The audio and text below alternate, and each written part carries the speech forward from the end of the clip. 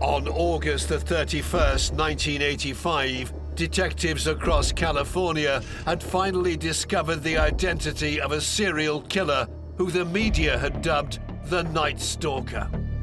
The mysterious attacker was wanted for 13 murders across Los Angeles. He was a psychotic, paranoid, Satan-worshipping psychopath who derived his pleasure from the combination of lust and violence. After being chased by a mob of vigilantes, 25-year-old Richard Ramirez had to be rescued by 2 police officers who had inadvertently made the biggest arrest of the decade. This one cop looks real close. He's, Jesus, it's the Night Stalker, it's Richard Ramirez. At his trial, the most feared man in the USA declared his allegiance to the devil. If you were going to set out to describe how to make a serial killer and a serial rapist, you could do worse than take Ramirez as your example. He has every possible constituent. Richard Ramirez, the man known as the Night Stalker, had taken his place in infamy as one of the world's most evil killers.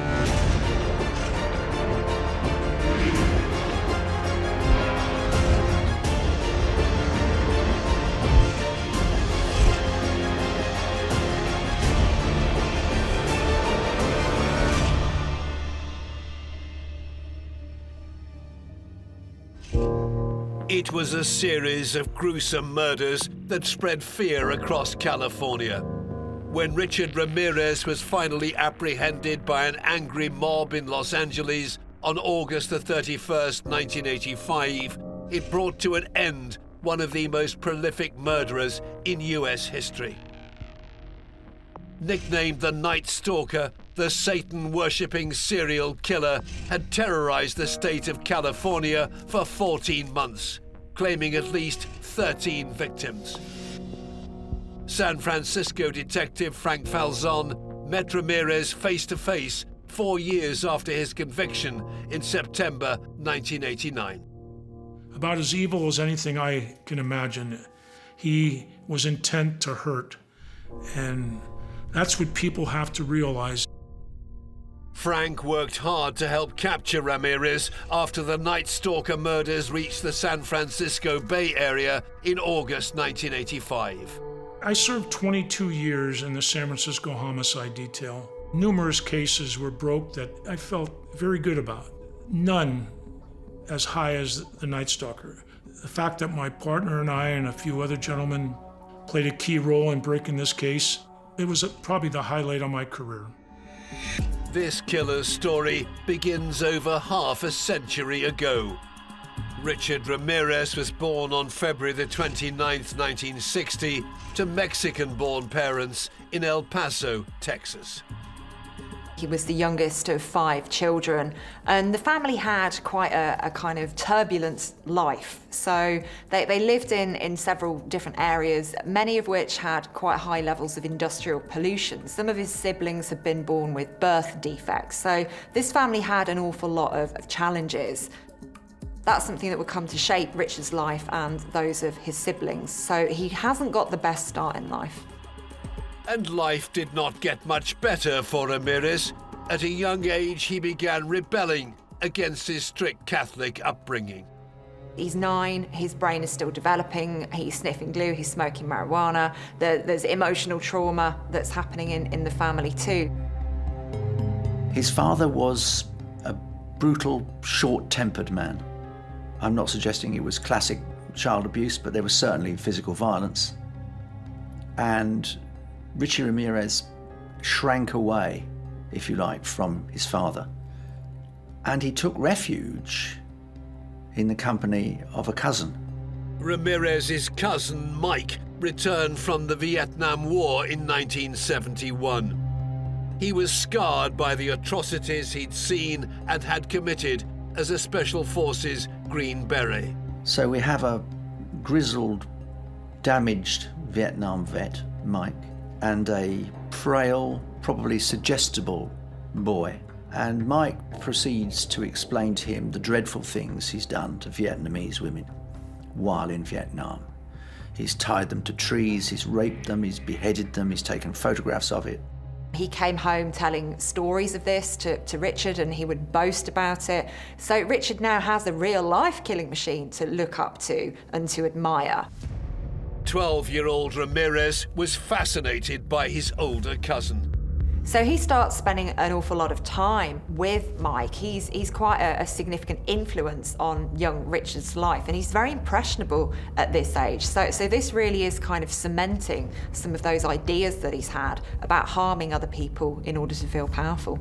And that must have distorted Ramirez's value systems and the way in which he responded to women in general.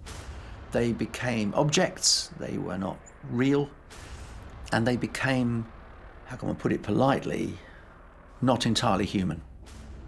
On May the 4th, 1973, Ramirez witnessed an event that would cement his feelings towards women and his admiration for cousin Mike. He keeps his gun in the fridge because he says he likes to keep it cool. And this is another thing I think that quite impresses Richard.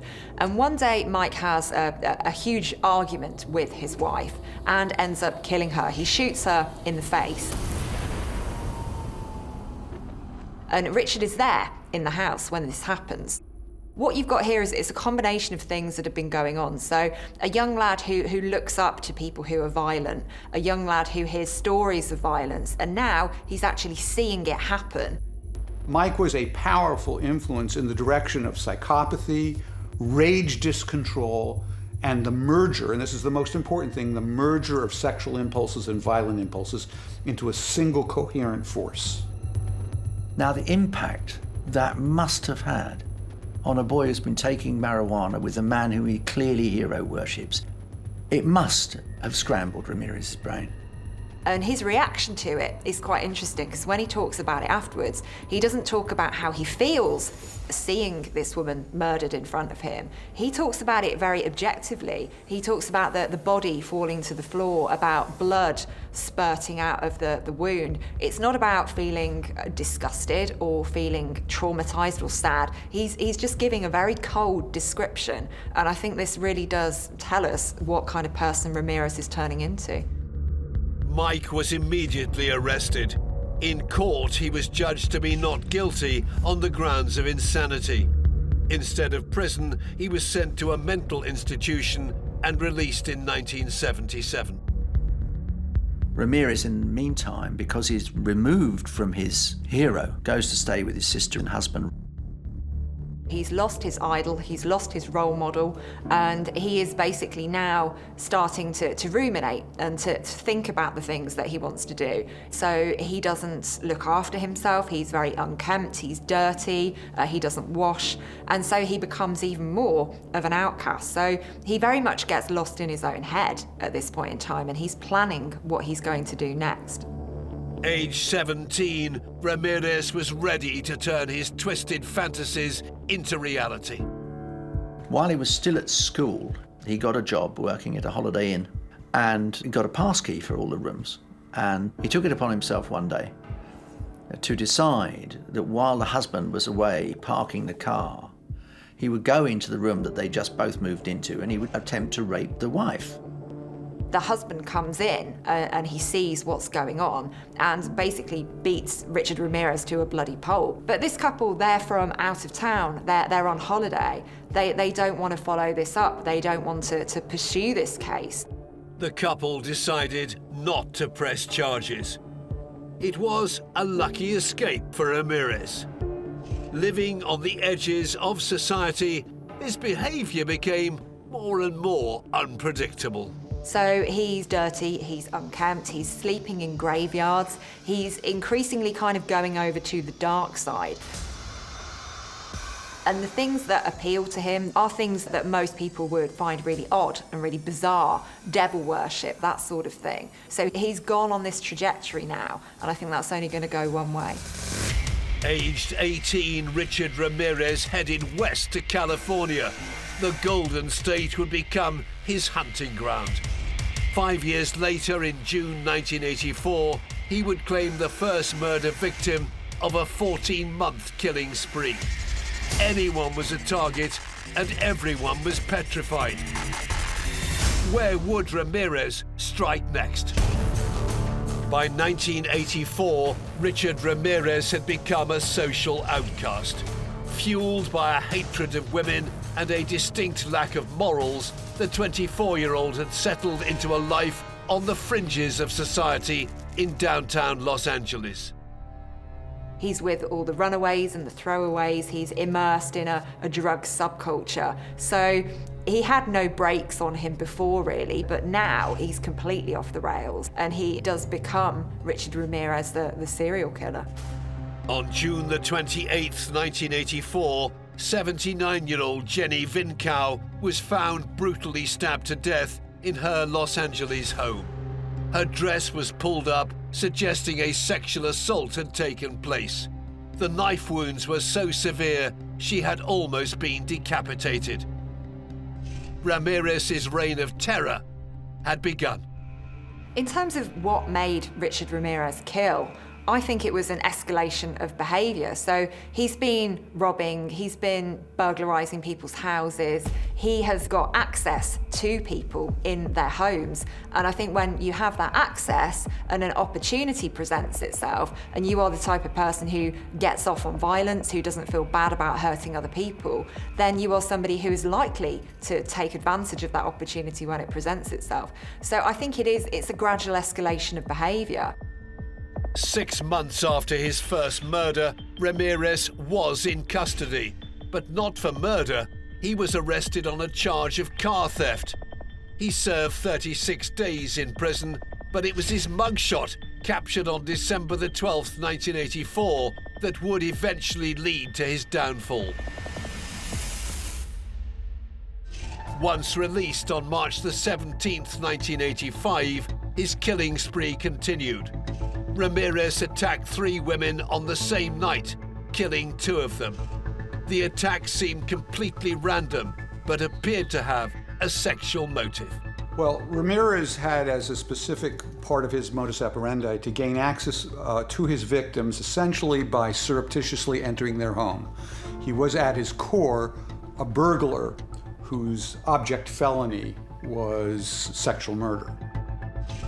He's not someone who can form relationships with women, but he still wants women. He still wants to possess them and have his way with them. So he's only going to do that through violent means.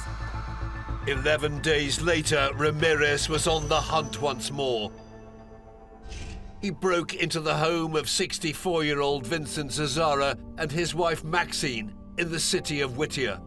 Ramirez shot Vincent in the head, killing him instantly. Then tied up his wife, who was 20 years younger, Maxine, demanding money. Where did she keep the valuables? One of the things Ramirez would do would be he would restrain his victims. That's obviously got a physical impact. It means you can't move. It means you're not able to respond to an assailant. And obviously there's the psychological element of helplessness and powerlessness. Ramirez shot her 3 times. And then he mutilated her, grotesquely, eventually gouging her eyes out and putting them in a jewellery box to take away with him. Post-mortem mutilation is relatively uncommon in homicide cases. Most homicides that are dealt with day to day are cases where people have been angry or where there's a domestic dispute. They're not really the sort of planned, orchestrated murders that we see in cases like Ramirez. In those cases, you can see bizarre behaviour, both to the body before death and mutilation after death, and that's very much more about what's in the mind of the killer. Vincent Zazara was a well-respected member of the Whittier community. He ran a local pizzeria after serving in the Second World War. His son, Peter, remembers his father fondly. Well, my dad was an immigrant from Italy, came over in the 1930s, mid-30s, something like that, and he joined the Army. He was in World War II. He was in Patton's Army. He was one of his team members. He was in the Army for 6 years. He was in the Battle of the Bulge. He was a pretty accomplished person that way, and everybody respected him. Peter remembers hearing the news that his father and stepmother had been murdered. I was at home and I got a call. He told me what had happened. And we drove up. I was living in Pico Rivera. We drove up to Whittier. And I just remember that how could it be possible? And I was just in a state of shock. As Peter arrived at his father's house, it was surrounded by emergency service vehicles. We met all the police outside. We were outside the front door with my fiance at the time. And I wanted to go inside, but they wouldn't let us inside. I was already really upset. He said, one of the detectives said that it would just make me more upset than I already was. Vincent and Maxine Zazara had become Ramirez's fourth and fifth victims. Over 30 years later, Peter is still struggling to come to terms with the murders. It ruined my life. It was hard for me to get on with my life. I've hardly screwed my life up a lot because of it. I would be a different person, I think. We were like kindred souls because he was also a veteran, I'm a veteran, and we were just really close in a lot of ways like that. Although my dad was very, very tough on the outside, he's pretty gentle on the inside, a lot like me that way.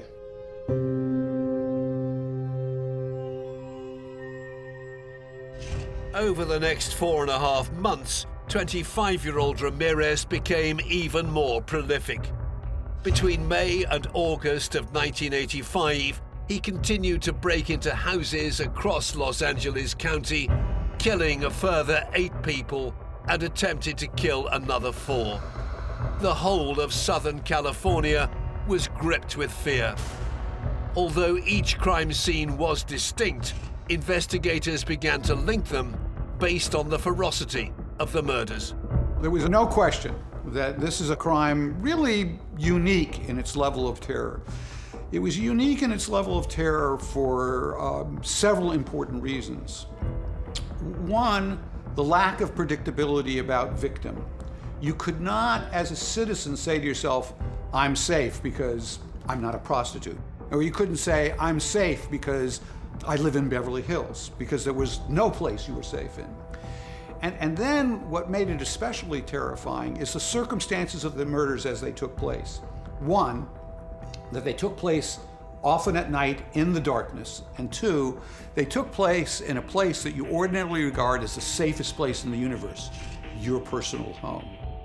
That made this terror beyond belief.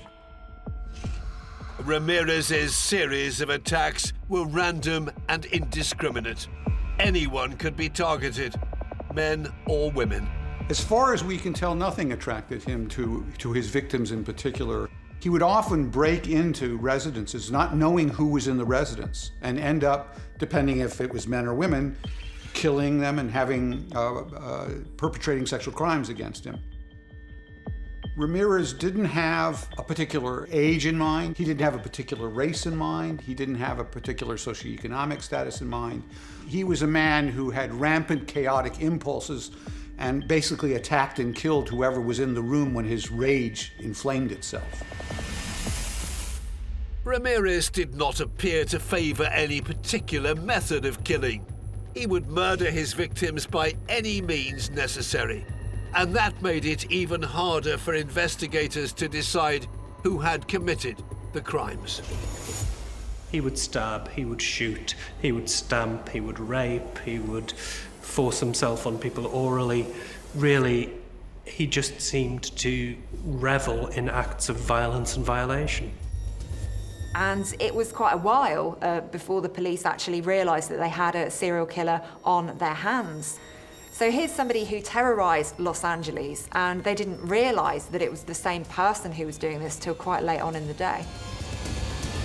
By August the 8th, 1985, Richard Ramirez had killed 13 people in the Los Angeles area. His lust for blood was relentless. We are a species that craves to be in a feeling state.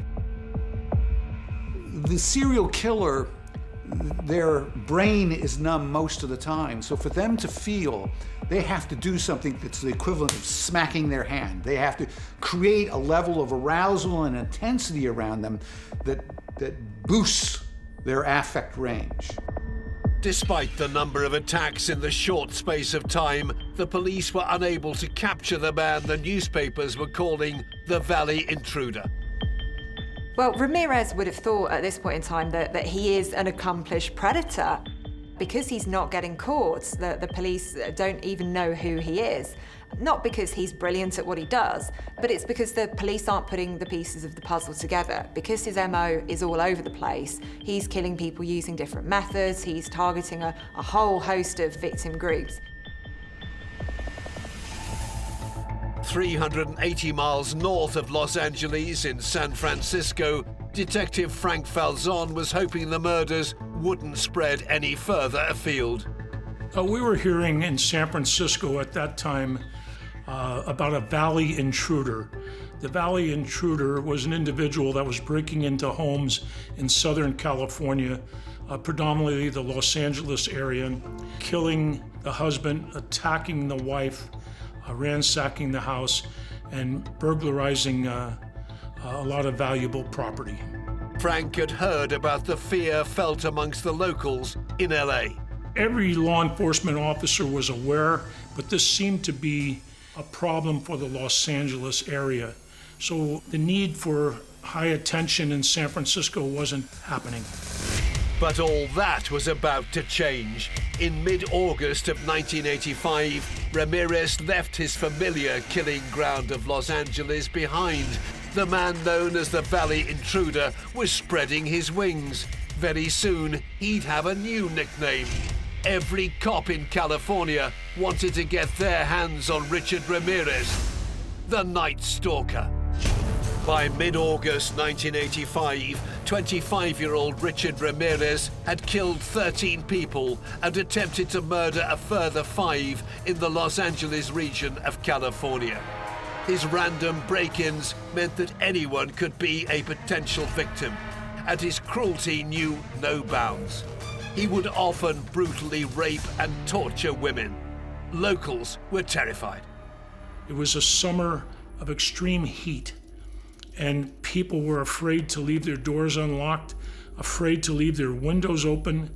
Purchasing of guns went way up in the state of California. I would say every active police officer within the state of California was looking for Richard Ramirez. He would have been a big feather in any police officer's cap for his capture.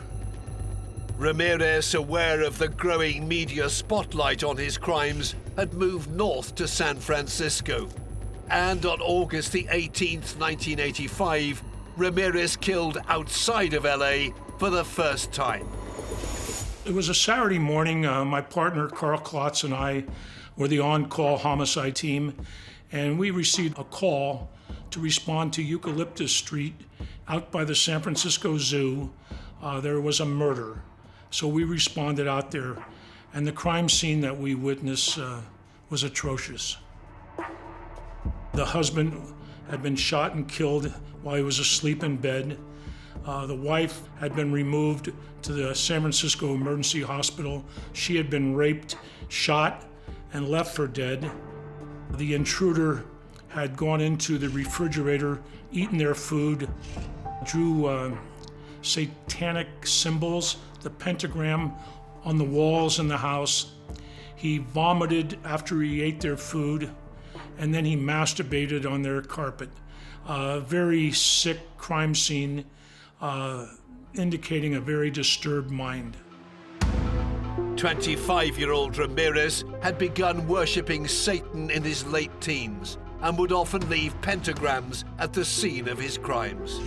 Now, that is not absolutely unique to Ramirez. There are lots of serial killers who engage in Satan worship, as did Ramirez. The shocking graffiti was not enough to immediately point investigators towards Ramirez. The unfortunate couple murdered in their San Francisco home were 66-year-old Peter and 62-year-old Barbara Pan. Everything we found out about Barbara and Peter Pan, these were just a lovely older couple living a peaceful life, never expecting to be attacked while they were asleep in bed. Both my partner, we had seen an awful lot in our time on the police force, but we were both moved beyond normal for a homicide scene. Frank began investigating the couple's murder, unaware that their death may be linked to California's most notorious serial killer. That afternoon, after this initial crime scene visit, my partner and I went back to the office and we put out an all-points bulletin. This is an alert up and down the state of California regarding all the information that we had. And one of the key things that we had was that our victims were shot with a .22 revolver. And we had the slug for comparison. A very alert, active sergeant in the Glendale Police Department that was working the Valley Intruder case, a man by the name of John Perkins. John calls us and says, you might want to check the Valley Intruder. He always uses a .22 caliber revolver. That connection there put us into the Los Angeles cases. That particular day, August 18th, 1985. After committing a murder outside the LA Valley region for the first time, the newspapers had renamed the killer the Night Stalker. All of a sudden, the media blew this case up to be something very, very big, which it was.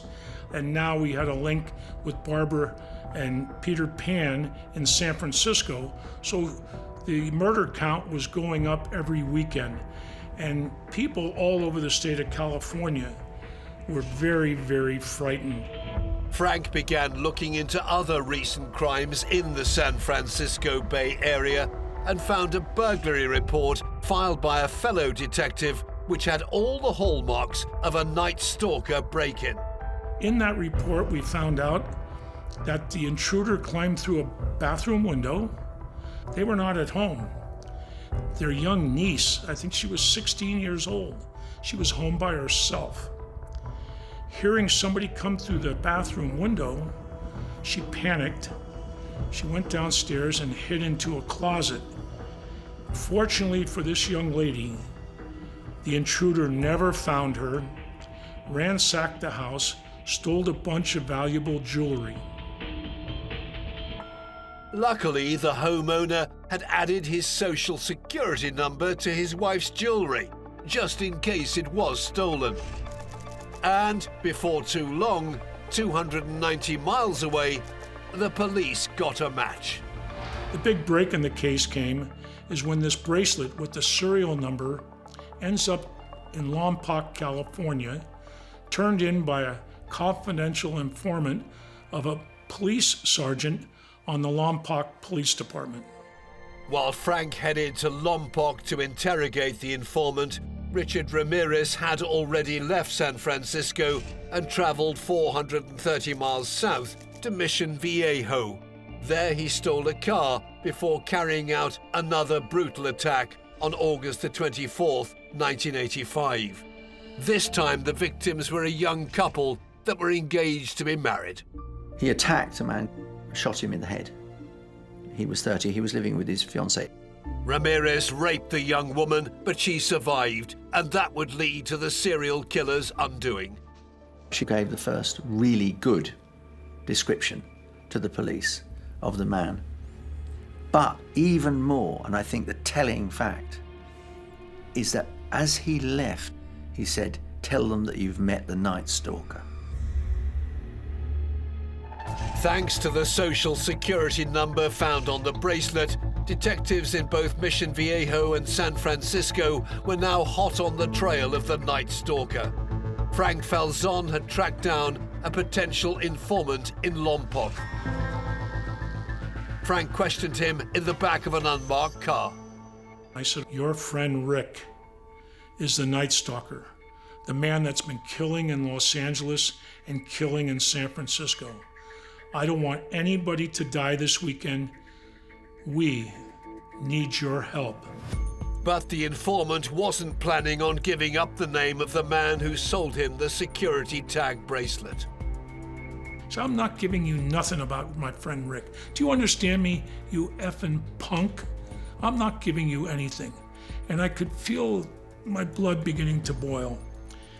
And I guess I rolled up my fist and I looked at him and he goes, "Oh, tough guy, tough guy. You want to fight me?" And he put his hands up.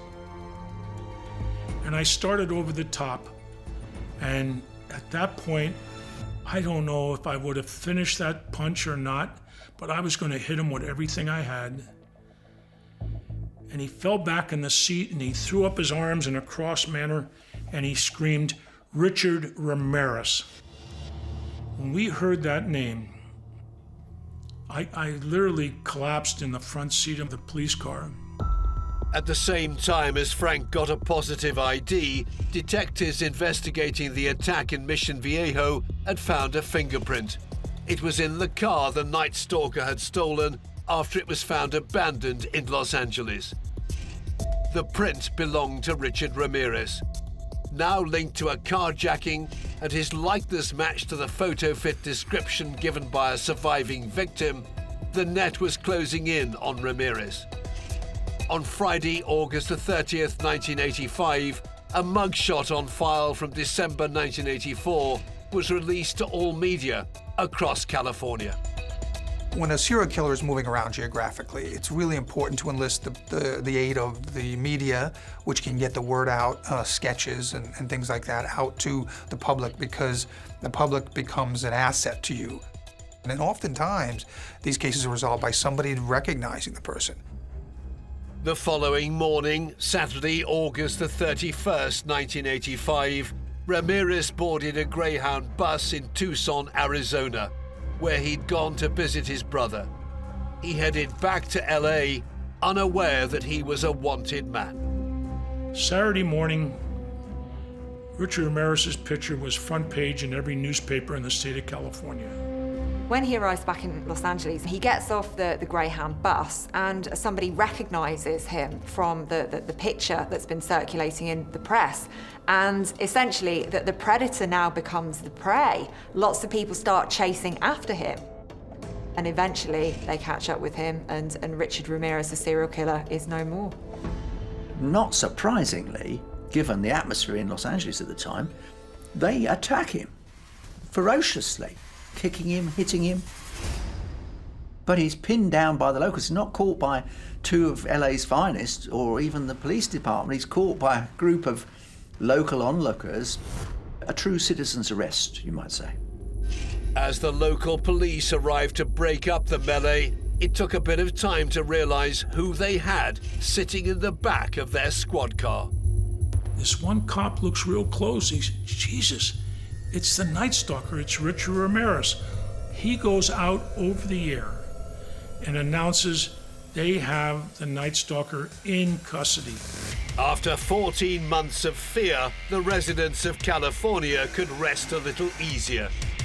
Richard Ramirez, the Night Stalker, was off the streets and in police custody.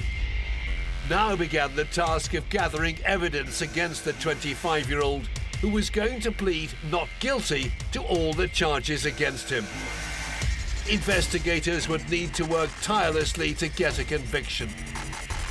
The entire state of California wanted justice served upon Richard Ramirez.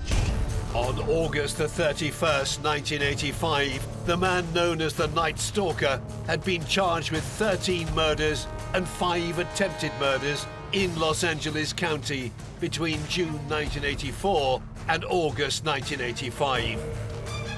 His victims ranged in age between 16 and 83. 3 were men and 15 were women. Investigators were keen to interrogate the 25-year-old devil worshipper. Normally, when I would interview somebody, I would try to empathize with them or get them to break down emotionally about their crimes and to confess or to, admit to some wrongdoing. With a psychopath, you're not going to get that. They don't have the ability to break down emotionally. And so you have to approach interviewing a psychopath like Ramirez much differently. You have to play his game, stroke his ego, almost compliment him on his individuality and what he was able to get away with. But despite all their efforts, detectives were getting nowhere. Ramirez was a narcissist who believed he was omnipotent. He believed that he could fool detectives that had been, specially trained. And he believed that his ability to fool them was not simply a product of his own genius, but a product of the fact that he was aligned with, acting in conspiracy with Satan himself. Ramirez went to trial for the murders he was known to have committed in the Los Angeles area. He was not charged for the murders he was suspected of in and around San Francisco. At a preliminary hearing on October the 24th, 1985, Ramirez pleaded not guilty to all the charges against him, and it caused an uproar in the courtroom. On the first day he entered and held up his hand, he had a pentagram written on his hand, and he shouted out at the top of his voice, "Hail Satan." His position as Lucifer's assistant was now to be glorified in front of the world's media, and particularly the American media. He was a celebrity on the same level as Manson. He was good looking and was very aware of it, very aware of his female admirers in the court and outside, very aware that he cut a rather dramatic figure. You can see that the courtroom is essentially a stage for him. So he wears dark sunglasses, he dresses all in black. He is this kind of pseudo-celebrity, and he really is enjoying it. He's lapping up the attention. So this is somebody who has attained a kind of celebrity status because of the awful things that he's done. Due to the amount of work for both the prosecution and the defense, the trial did not begin until 3 years after the arrest of Ramirez. It took place in July 1988 in the LA Superior Court. The prosecution had uncovered stolen goods from many of the crime scenes that were in the possession of Ramirez at the time of his arrest. Ballistic reports had also linked the murders to the same gun belonging to Ramirez. The defense argued that all the evidence was circumstantial. There was a solid case against the killer, but nonetheless, for some of the families, the prospect of attending the trial was just too much to bear. I was offered to go to the trial, but I didn't want to go because I didn't give a rat's ass about him. All I cared about was my dad and Maxine. And besides, I would have done something crazy because I was pretty upset. I'd have been in there for 1 minute, I'd have been arrested myself because I would have gone off. There's no way I could have done it. There's no possible way. In fact, I don't even know how people do it, to tell you the truth. I don't. Why would you want to do it? Why would you want to look at some scumbag who did something like that? After the death of one of the jurors, the trial was halted and delayed even further. It wasn't until September 1989 that the jury had reached a verdict. But Ramirez seemed completely unflustered right up to the end. A lot of his time at the trial was spent engaging in what I call bravado behavior. The message that he sent out throughout the course of the trial is that there's really nothing you can do to me. I'll let you have your trial. It'll have its outcome. Nothing will be changed because I will soon merge with Satan. Hail Satan.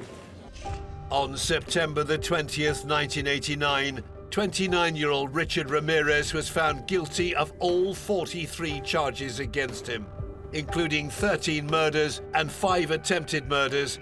At a hearing on November the 7th, he was sentenced to death and sent to San Quentin Prison, California. Showing complete contempt for his victims' families, he responded by saying, "Big deal.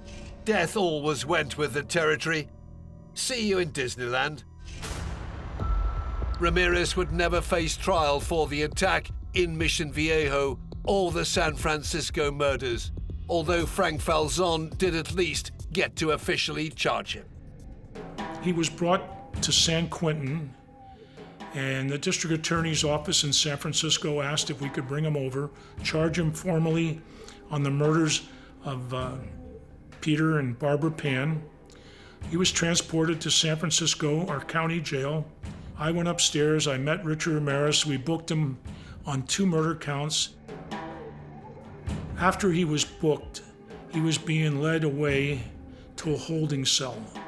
And I'll never forget that sick look in his face. He turned around, he looked at me, and he had that smile on his face that he always gave before he lifted up his hand and showed the pentagram symbol.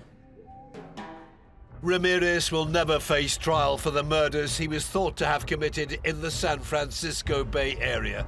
It was a tactical decision. Prosecutors decided they did not want to do anything that might jeopardize the death penalty case they had already successfully made against him. Despite his heinous acts, Ramirez had acquired a cult-like status. He had many adoring female fans write to him throughout his trial and during his incarceration. Ramirez became a celebrity in his own right, and he had groupies. He had marriage proposals. He had women that wanted to come and visit him at the prison. One woman in particular, Doreen Loy, wrote Ramirez 75 letters from 1985 through his trial. And in 1988, he proposed to her. They married in San Quentin, where he was incarcerated, in 1996.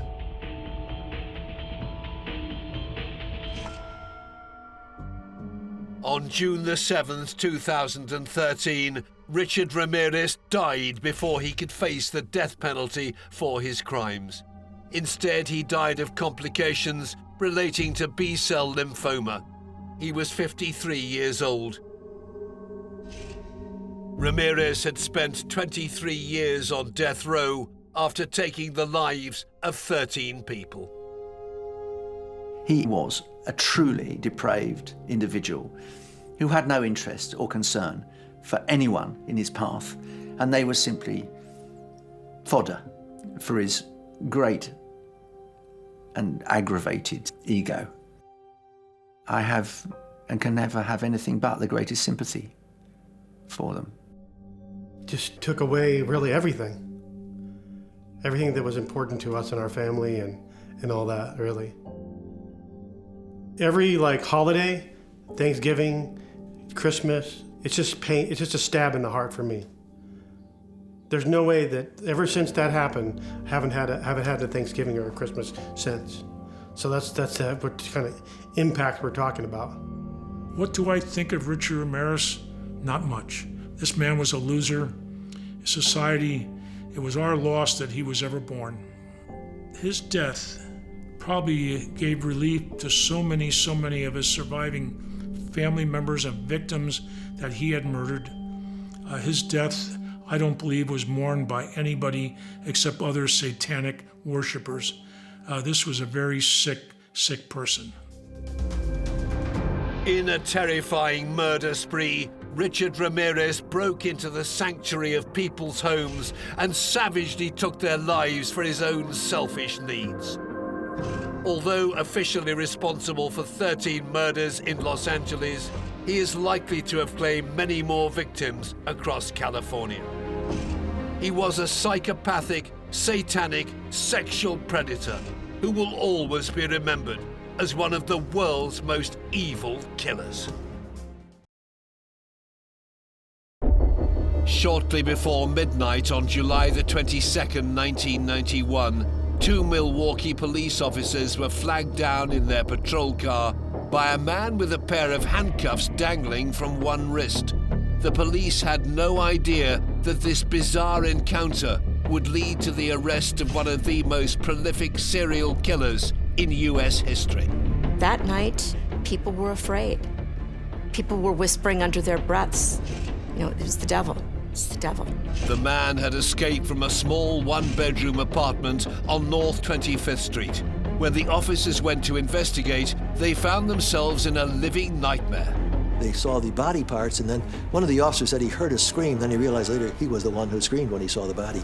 Without detection, 31-year-old Jeffrey Dahmer had killed 17 young men across a 13-year period. He hasn't got the same level of repulsion and shock at dead bodies or mutilated bodies that most of us have. It was just another aspect of his life. Jeffrey Dahmer had etched his name in history as one of the world's most evil killers.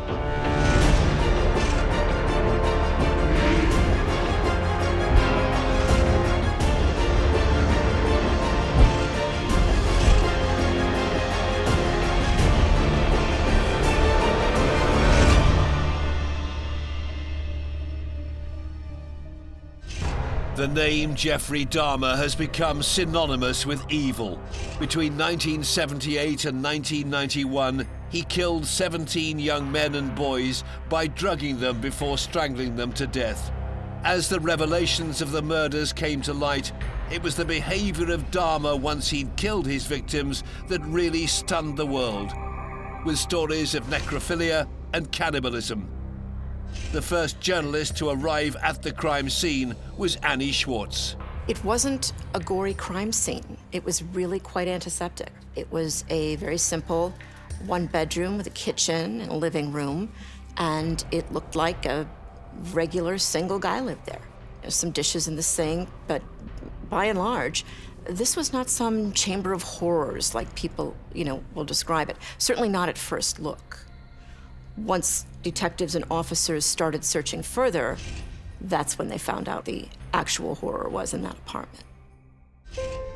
The story of this macabre killer begins 30 years before his arrest. Jeffrey Dahmer was born in Milwaukee, Wisconsin on May the 21st, 1960. The family moved to Iowa before settling in Ohio in 1966. He lived with his parents who were constantly, as he put it, at each other's throats. His mother appeared to have been, this raging bundle of neurotic behavior. The parents were constantly fighting and screaming. And, Dahmer himself, evidently, throughout much of his early life, was completely ignored by both of them, who were so caught up in their own psychological turmoil. Jeffrey Dahmer never really made close social links with any of his peers. He was a little bit odd. And if you speak to his school friends at the time, he didn't seem to have a lot of empathy for other children. So when children would fall over in the playground or get hurt or cry, he didn't appear to be affected by that and would sometimes laugh at them. So something wasn't quite right with a young Jeffrey Dahmer. Feeling ostracized by his family and classmates, Dahmer spent a lot of time playing alone in the woods surrounding his Ohio home. Well, he had a really morbid curiosity with death from quite a young age, and this started with a fairly innocent insect collection, and he would keep the bodies of insects inside jars full of chemicals. This soon progressed. He would go fishing, and he was interested in what the fish looked like on the inside, so he would chop up the fish to have a look at this.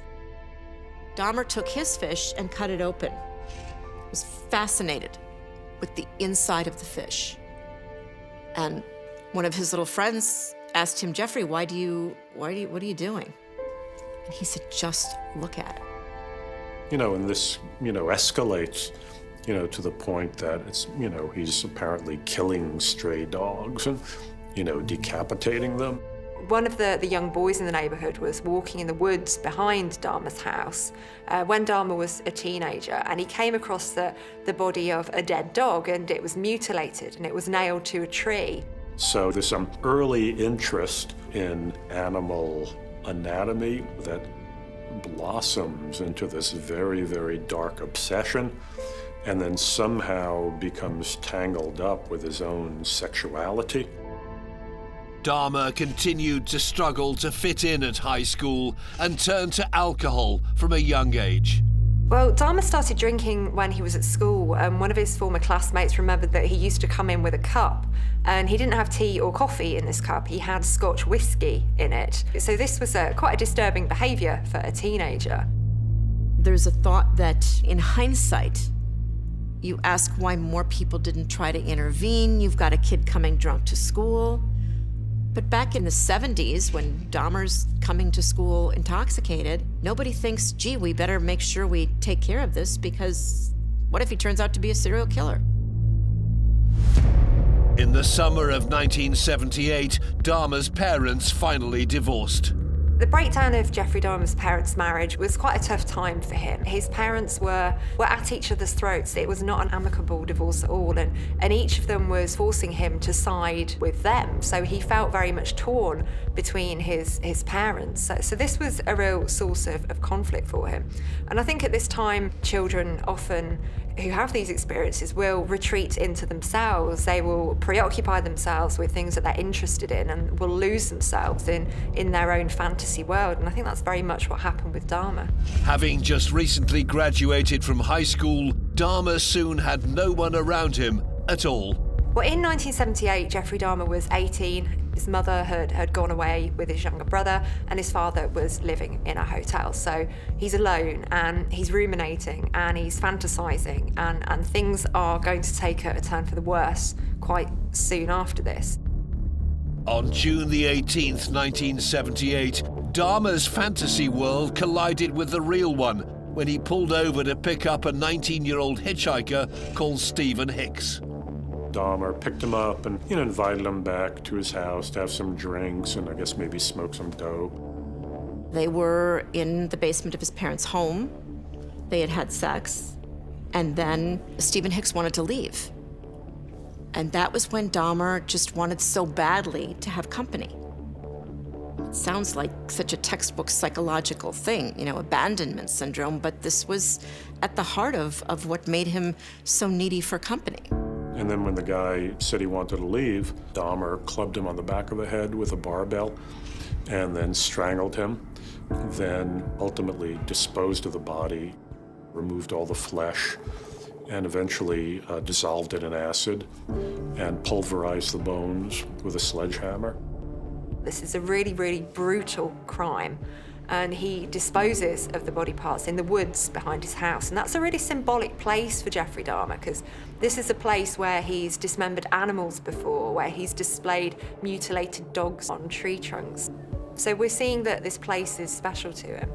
Dahmer had experienced taking the life of another human for the first time. I think that the first murder is a real milestone for Jeffrey Dahmer. So he knows now that he's capable of this. He knows that he's capable of taking someone else's life. So it's not just a fantasy anymore, it's now a reality. He's gone from harming animals to harming people, and he's not going to stop. He's not desperate, but he becomes accustomed to it. He becomes ready to kill again, and just to kill and kill and kill and kill until he gets caught. But it wasn't until 13 years later, in August 1991, that Dahmer was finally apprehended after one of his potential victims escaped from his Milwaukee apartment. Once in custody, Dahmer confessed to killing 17 young men and boys. The man whose job it was to prosecute the relentless killer was Milwaukee District Attorney Mike McCann. The word evil doesn't come up very often. It just doesn't. Guilty, not guilty. Did he do it, didn't he do it? Culpability, yes. But not often evil, because evil is almost a moral issue. That word came up with Dahmer. You couldn't help see what he did. Innocent people, strangers, to take for a couple of hours of sex, to take a human being's life. That's so evil, so evil. Dahmer's case made headlines across the world after the details of his grisly confession were leaked. A New York Times reporter compromised the integrity of a worker at our building and got a copy of the confession. It was a detailed 38-page confession, so the details of the gory things he had done, again, captured people's interest. So that's how it rapidly became a matter of intense interest. The confession outlined the life of a deranged serial killer. After murdering Stephen Hicks and desecrating his body in 1978, Dahmer didn't kill again for 9 years. After dropping out of Ohio State University after just one semester, he was spending most of his days drinking until his father urged him to enlist in the US Army. The alcohol continued as a theme when he joined the army and he moved to Germany. One of his former colleagues remembers him just sitting in his room drinking gin all day long, not even leaving his room to eat. So there was a real dependency on alcohol. In 1981, 21-year-old Dahmer was discharged from the army after his drinking rendered him incapable of serving. After spending a month sleeping rough on the beaches of Florida, he returned to Ohio. But his father had had enough and shipped him off to start a new life in Milwaukee, Wisconsin. He was sent to live with his grandmother, who was the one adult apparently he had, something approaching, a normal affection for. I was there. He really embarked on this career of horror. By 1986, Dahmer had been arrested a couple of times for exposing himself in public, once in front of a group of children. The hopeless alcoholic had managed to find work at a local chocolate factory in Milwaukee and was frequenting gay bars and bathhouses. I think being homosexual affected Dahmer in two ways. Firstly, it was a source of shame for him because it was quite a stigmatized social identity at the time. But also, it enabled him an opportunity when it came to his killing behavior. So, being homosexual at this time, it was something that happened in the shadows, it was something that happened underground, and this was the ideal place for someone like him to go hunting. It was this exposure to the gay scene that seemed to reawaken the dark sexual urges inside of him. And by September 1987, over 9 years since the murder of Stephen Hicks, Jeffrey Dahmer was ready to kill again. His idea was to drug people and keep them with him so that they wouldn't answer back to him, they wouldn't argue with him, they wouldn't fight him, they would stay with him. That's what he wanted. He wanted companionship. So he would go to the bars on Milwaukee's near South Side, and he would have conversations with people in these bars. And when he was talking to these people, these prospective victims, he would say, "So what was it like when you came out? How was your family about it?" So if your response was, "Oh, my family has been great, they're so supportive, I'm very close to my parents," that person wasn't going to be a victim. But if the person answered, "My parents aren't speaking to me anymore. I'm estranged from my family. I'm kind of on my own now," that was the perfect victim for Jeffrey Dahmer because he wanted to choose people who wouldn't be missed. Between September 1987 and March 1988, Dahmer killed 3 men, the youngest a 14-year-old boy who he paid to pose for nude photographs before drugging and strangling him to death. He would dissolve the bodies in acid. He cleverly developed a program to destroy the bodies, to get rid of the bodies, left no evidence. This was a very clever killer, very clever killer. Dahmer would dissolve his victims, presumably to make it easier to dispose of them. Dissolving tissue and chemicals can certainly interfere with identifying it as human tissue. It'll interfere with DNA. You're really left predominantly with skeletal remains to try and identify features such as age, sex, race. Dahmer murdered 2 of the victims at his grandmother's house where he was living. His grandmother became aware that he was bringing these young guys back to her house. I mean, she thought for gay sex. Obviously, she had no inkling of the atrocities he was committing on their bodies, although she was complaining also about a foul odor that she noticed. On September the 25th, 1988, Dahmer moved into his own apartment on North 25th Street in Milwaukee and didn't wait long before attacking again. The very next day, September the 26th, he enticed a 13-year-old boy back to his home and drugged him. One of the methods that Dahmer used to subdue his victims was to use benzodiazepines, the same family of drugs as Valium. He put them in drinks that would make you woozy, sleepy, and then eventually go unconscious. Dahmer sexually assaulted the boy, but somehow, possibly due to Dahmer passing out drunk, the 13-year-old escaped and went to the police. In January 1989, he was convicted of sexual assault, but the sentencing was delayed until May, during which time an unrelenting Dahmer, unbeknownst to the authorities, managed to claim a 5th victim. The 29-year-old served 10 months in prison, but when he was released in March 1990, he picked up right where he left off. So Jeffrey Dahmer really did ramp up his offending. The scale and the nature of his behaviour became all the more grotesque. So he wasn't just killing people, dismembering them, and then disposing of their bodies. He started to do some really bizarre things.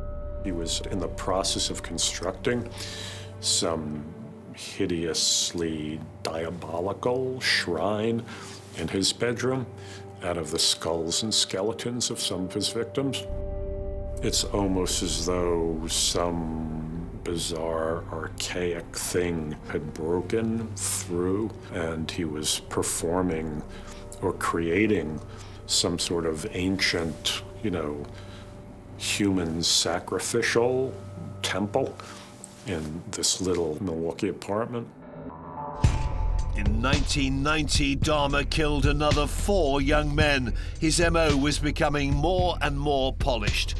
He would offer his victims money to go back to his apartment with him to take pictures, nude photographs of them, and then perhaps to have sex. Every single one of his victims went with him willingly. He would offer them a drink, and once he found out what they wanted to drink, he kept a lot of things on hand, different kinds of alcohol, and that's when he would put a drug in it that would put them to sleep, or that would relax them so that they would pass out. They would pass out. He would then have sex with them while they were passed out, do with them as he wished, but of course they couldn't do to him. Then as they approached recovery, coming out of it, he would strangle them to death. It seemed as though Dahmer got a thrill, not from the murder, but from the dead bodies of his victims. Dahmer liked necrophilia. He liked sex with unconscious people. He wasn't a slasher in the sense that he took delight in killing. His purpose was sex with these people, company with these people. That's hard to believe.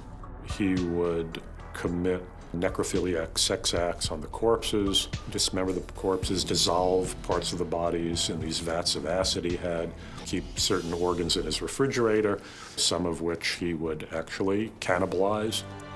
Dahmer said that the cannibalism that he engaged in was born out of a curiosity. He wanted to find out, first of all, what that would be like. He also said that there was an element of wanting to make these people a part of him, so they would be with him forever. Dahmer, from the beginning, was driven by this terror of being alone. He said he killed his first victim, Stephen Hicks, when Hicks said he had to go, and Dahmer didn't want to be alone. There's some desire, which is part of normal sexuality. You love somebody, somebody will say, oh, I love you so much, I want to eat you up. With normal people, that's obviously metaphorical, but it does express some desire to be so close to the person that you want to incorporate them into, you want to merge with them. With somebody like Dahmer, that becomes this very literal horror. And the horror only became worse when Dahmer began experimenting with his semi-conscious victims. He would drill holes in their skulls and put muriatic acid inside to see if he could get them to a zombie state so that he could keep them alive and subservient to him. It's essentially an amateur version of attempting to perform a lobectomy or a lobotomy, but it would be an incredibly unpleasant and damaging thing to do to someone's brain. If you affect the frontal lobes, you will affect personality, potentially make somebody docile. If he's less accurate, you could essentially cause a stroke that could cause paralysis, speech problems. It really very much depends on which part of the brain is actually damaged. But of course that didn't work, and his victims died one after another. Hearing about that is the stuff of horror movies. And the fact that it was happening in a city where we were known for manufacturing and beer and a very good Midwestern work ethic, tight families, this isn't the kind of thing that happens here. In May 1991, 31-year-old Jeffrey Dahmer was in his killing prime. He'd already murdered 11 men and had begun collecting bones and skulls from his victims and cannibalizing their organs. What would have been a nightmare for most was a fantasy for him, and he carefully went about his killings under the radar of the police and the people of Milwaukee. Jeffrey Dahmer had a job in a local chocolate factory, and I think for him it enabled him to maintain a facade of normality. He was just an average Joe, a regular guy who went to work every day. I think he killed so many people without being caught because of the fact that he looked like everyone else. He did what successful serial killers do. He blended. They blend in with society. Now, he was a Caucasian male living in a predominantly African-American neighborhood, but he didn't talk to anybody. He didn't bother anybody. He was barely someone people noticed. Barely noticed. He also was targeting people who, he found out, might not be missed. For most people, if they were to commit the type of acts that Jeffrey Dahmer did, they would no way be able to function normally. But Jeffrey Dahmer was not most people. He hasn't got the same level of repulsion and shock at dead bodies or mutilated bodies that most of us have. It was just another aspect of his life. It was not known that we had a serial slayer loose in our city. We did not know because he was so cleverly disposing of the bodies. The families were reporting the sons were missing, but the police were not finding bodies. And not infrequently, young men, something happens in their life, they just up and leave town. That happens enough that the police don't get worried. If it's a woman, they'll immediately commit resources to investigate, but young men, they don't. But on May the 26th, 1991, Dahmer came agonizingly close to capture after an encounter with a 14-year-old boy. Dahmer had taken Konarak Synthesimphone, a young Asian male who he found attractive. He met him in the mall, offered him money to go back to his apartment. He went, and he began to work the ritual. Dahmer would drug him, and then he began the process of this crude lobotomy, and he had drilled a hole in this young man's head. He took a break. He ran out to get more beer. While he was gone, Konarak ran out of the apartment. He was naked, he was completely dazed, and he was running up the alley next to Dahmer's apartment building. A woman in another apartment building saw him running up the alley and said, "There's a boy running up the alley, something's going on," and then these women called the police. And then Dahmer appeared, and again, this is another remarkable characteristic of these psychopaths, is that they have an ability to maintain, a kind of coolness under the most extraordinarily high-pressured circumstances. So he walked up to the officers, "Good evening, officers." He's very polite, he's sober, and he said, "This is my boyfriend. He came to stay with me. We had a little bit too much to drink, and he ran out of the house." He said, "How old is he?" Dahmer said, "He's 19. And the officers said, "Okay, well, just to make sure, let's all walk back up to the apartment together." The cops went in and looked around. They even peeked into the bedroom where there was a decomposing corpse of one of Dahmer's previous victims, but, they took such a cursory look at it that they didn't even notice it.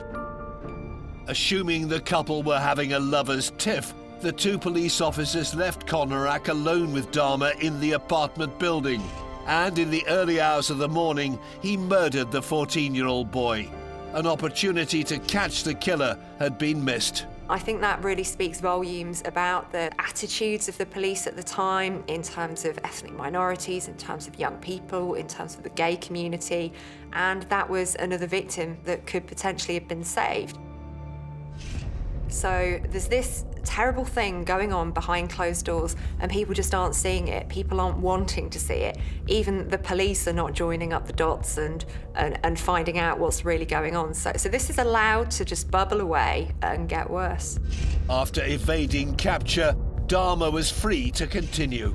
There was two sides, really, to Dahmer's pleasure that he got from killing his victims. So he was a sadist who enjoys the pain and suffering of other people. And with sadists, that thrill ends when the victim dies. But Dahmer was also something of a necrophiliac who was interested in having corpses around and doing things with those corpses. And that means that the thrill starts with death. So he has this continuous fulfillment going on. And he's always fully in control. And I think that's what's really at the root of Jeffrey Dahmer. It's power and it's control, and it's the feeling that he has all this knowledge about what he's done and nobody else quite knows what he's up to. By July 1991, Dahmer's desire to kill had become insatiable. In just 16 days, he murdered 4 more men, bringing his total number of victims to 17. But Dahmer's reign of terror was about to come to an end. On July the 22nd, he met a man called Tracy Edwards. While they were together in the apartment, Dahmer threw a handcuff on him. This was now the beginning of his ritual. Dahmer had taken photographs of his victims in various stages of dismemberment, Polaroids. And those were sitting on the dresser inside the bedroom. They weren't sitting out in the main living room, but there was some speculation that Tracy Edwards had perhaps seen that.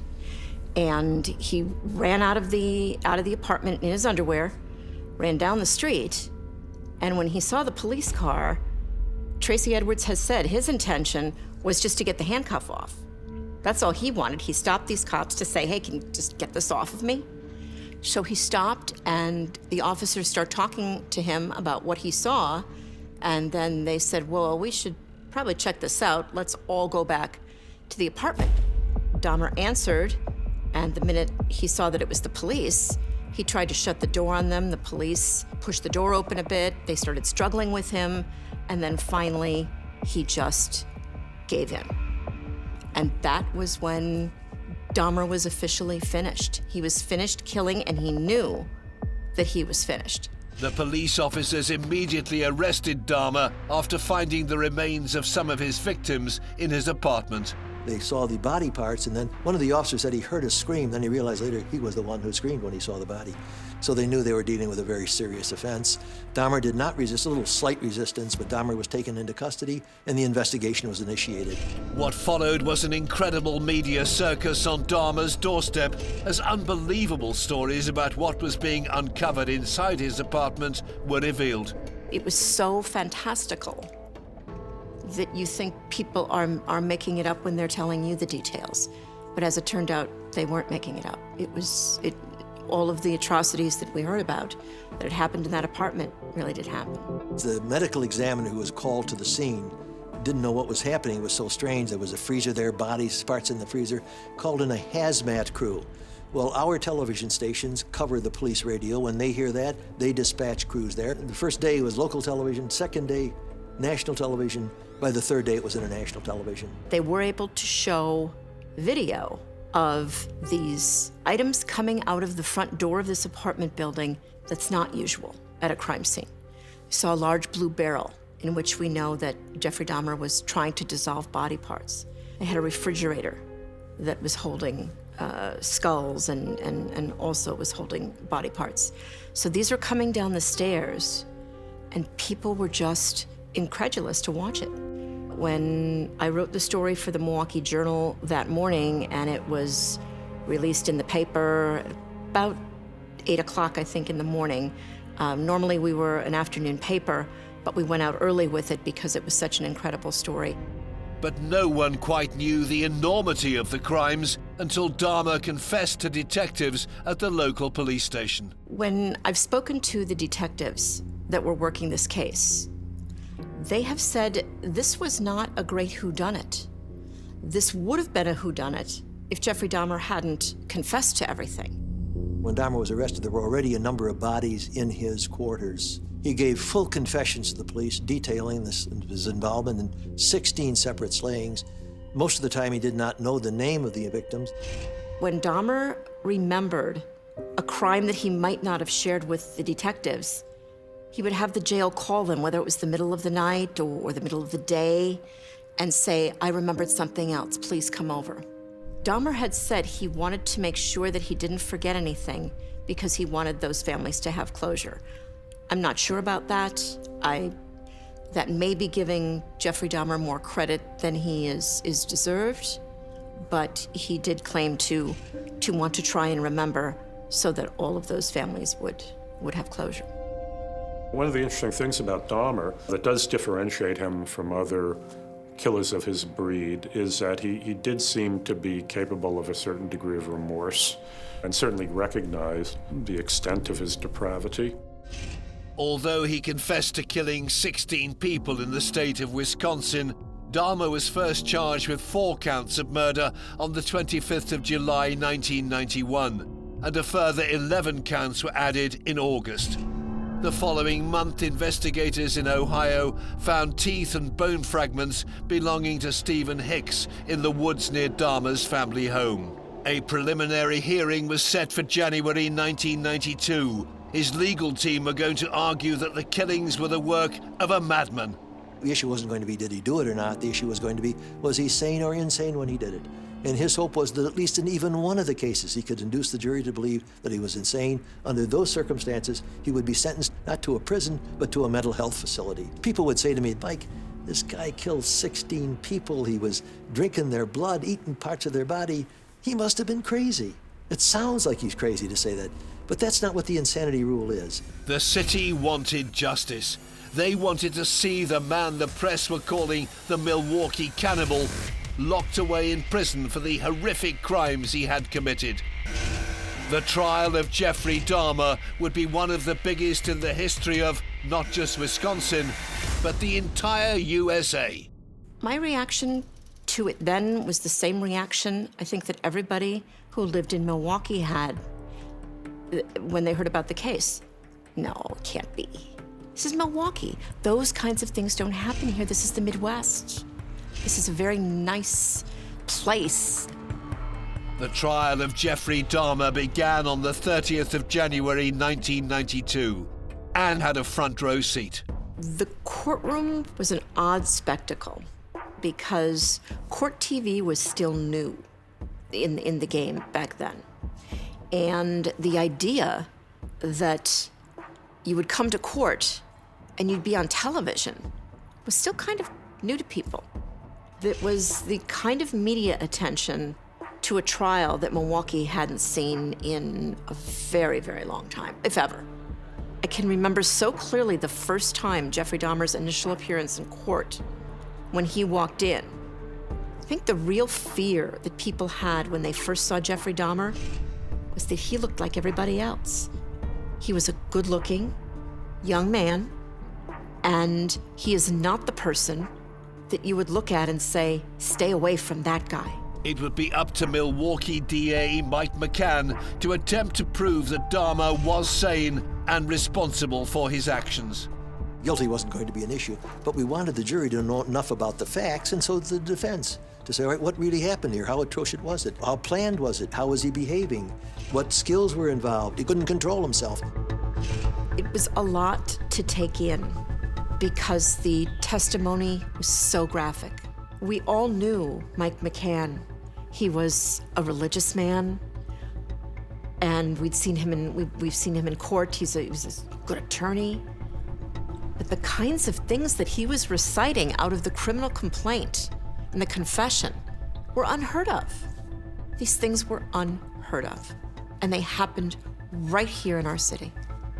He did it quietly. He concealed the bodies, cleverly concealed, destroyed the bodies, planned it well, laid in the equipment, got the drugs that he used. No one that he worked with thought he was insane. The way he conducted himself was in a way that it seemed that he was sane, and that's what we wanted to get across to the jury. Mike employed the help of psychiatry expert Dr. Philip Resnick.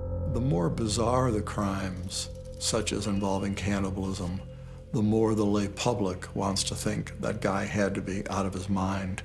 But in looking at it from the actual strict definition of insanity, generally the diseases of paraphilias, like necrophilia, where someone has trouble controlling themselves, are not viewed, for the most part, as diseases which qualify for insanity because of the social implications. One of the points that I made as a consultant is, even if you have necrophilia, and even if you have trouble controlling your impulse, the majority of necrophiliacs will select a setting where they can accomplish this without homicide.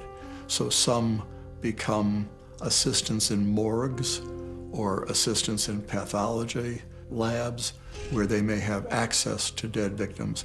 Others will actually disinter bodies after they're buried so that one does not have to actually kill to exercise the necrophilias impulse, and that's one of the reasons I felt that he didn't qualify for insanity. The trial was essentially a debate between specialist psychiatrists about the mental state of Dahmer, who sat watching the whole thing play out over 2 weeks. Dahmer was very calm in court. When you talk of you assessing a person by what you see, no one studying him would believe he was insane. He was he was watching what was going on. He wasn't reacting in any negative way. He conducted himself in a very rational way, a very proper way. This was a case to tell the world that I did what I did not for reasons of hate. I hated no one. I knew I was sick or evil or both. Now I believe I was sick. On February 15th, the jury had reached a verdict on Dahmer's sanity. Someone like Dahmer comes along who has never been in a psychiatric hospital and alleges insanity.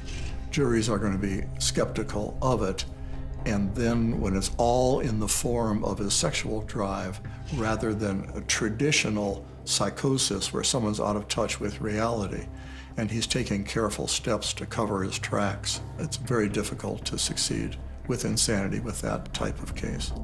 Jeffrey Dahmer was ruled to be sane by the jury. On February 17, 1992, Judge Lawrence Graham sentenced him to life imprisonment for each of the 15 counts against him. When the verdict was announced in court, there was a great shout from the gallery, especially from the victims' families that cried. I was pleased in the sense, happy, not exuberant, but happy that this danger was removed from our community, that the jury had not been hoodwinked, that the jury realized this chap was not insane. The state of Wisconsin does not have the death penalty, but Dahmer would have to serve a minimum of 936 years. He was immediately sent to the Columbia Correctional Institute in Portage. 3 months later, on the 1st of May 1992 in Ohio, Dahmer was also found guilty of murdering Stephen Hicks in 1978 and given yet another life sentence. Dahmer always said that he was compelled to kill, that they were urges. He said, I had urges that I could not control. He also said that even though he was in prison, he was relieved that the killing was done. He still had the urges. They didn't go away. He was just in a place where he couldn't act on them. Locked away for the rest of his life, Dahmer found comfort in the Bible. And by 1994, he decided to get baptized. The prison called on local minister Roy Ratcliffe. So I was quite surprised to be escorted to a little room and left alone. And then Jeff comes to the room and he closes the door, and then there's he and I sitting together across the table. And I'm thinking for a moment, wow, I'm in a room with a man who's killed several people. So yeah, that was a little bit disconcerting. But I was there for a purpose and for a reason, so I wanted to find out what was going on and to see what I could do to help. So my fears were set aside primarily because of my focus on what I was trying to do. Jeff was a normal guy, courteous, very respectful to me. When we shook hands, I noticed his hands were rather small.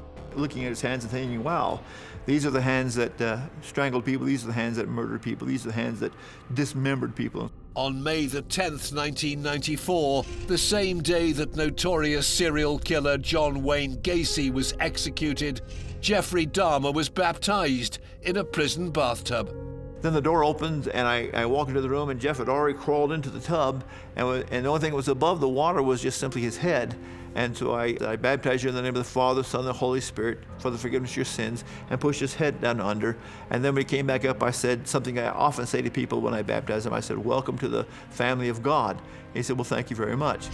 But just 6 months after his baptism on November the 28th, 1994, Dahmer and another convicted murderer, Jesse Anderson, were attacked and killed by a fellow inmate. Christopher Scarver took a barbell, went into the bathroom, and beat both Jeffrey Dahmer and Jesse Anderson to death. There were a number of people who felt that Jeffrey Dahmer got exactly what he deserved. When I called his mother, she said, well, now everybody got what they want. The monster is dead. And then she said, he was my son. He was my boy. It was a terrible, terrible death in that sense there. But for some people, it was a relief. They were glad because all they could think about are the crimes he committed. They're not thinking about where I'm thinking about is here's a person who's trying to serve God as best as he can, and now his life is being taken from him. I mean, some people see some sort of poetic symmetry in the fact that Dahmer's first murder was the one in which he bludgeoned the teenage hitchhiker Stephen Hicks to death with a barbell, and that he himself died in a very, very similar way. The apartment on North 25th Street that housed Dahmer's macabre collection of victims' remains and where 12 young men lost their lives was demolished in November 1992. But Dahmer's twisted legacy has been impossible to wipe out. He has become one of the most infamous serial killers in the world. I think of Dahmer as sort of like the flip side of somebody like Mozart. How do you account for somebody creating that kind of music? Ultimately, how do you account for somebody who is luring young men to his apartment and drilling holes in their skull and injecting brains with muriatic acid to turn them into zombies? There's something there ultimately inexplicable. Jeffrey Dahmer committed some of the most evil acts that I have ever written about or heard about or seen on a television show, because they were real. I don't know if he was sane or insane, because that's not my training to figure that out, but I can absolutely say that he did some of the most evil acts known to man. Dahmer's crimes would not feel out of place in a perverse horror movie. He was a man who killed to satisfy his unhealthy sexual perversions, keeping parts of his victims' skeletons as trophies and eating their organs. Jeffrey Dahmer truly is the stuff of nightmares and unquestionably one of the world's most evil killers. But you can't feel any empathy of all the people that you killed. I don't have any remorse. It was the biggest tragedy that I have ever witnessed in my life. That's not usual at a crime scene. You see a lot, and it has to have an effect on you. Police were baffled. They had no idea who was doing this, how it was happening. I lost my temper, and that took the life of my son. I do deserve to be executed. Bottom line, I ain't gonna candy coat it.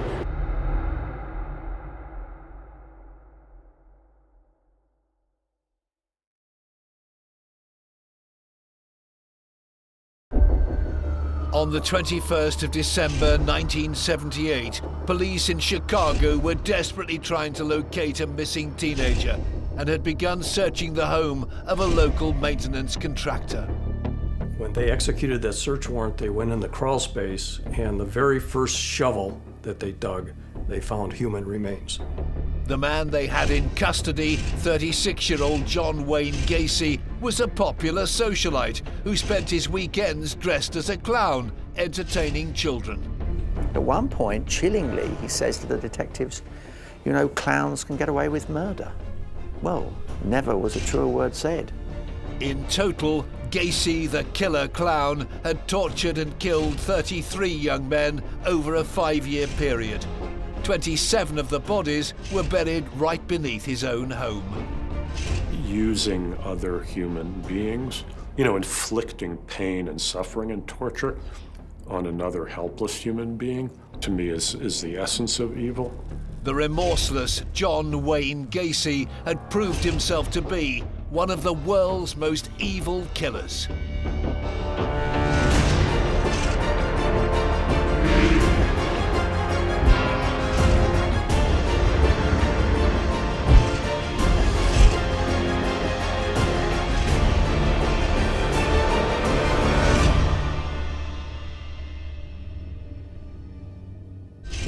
Over the course of 6 years, John Wayne Gacy kidnapped, tortured, and brutally murdered 33 young men and boys in and around Chicago, Illinois. It was one of the most shocking sets of crimes in American history.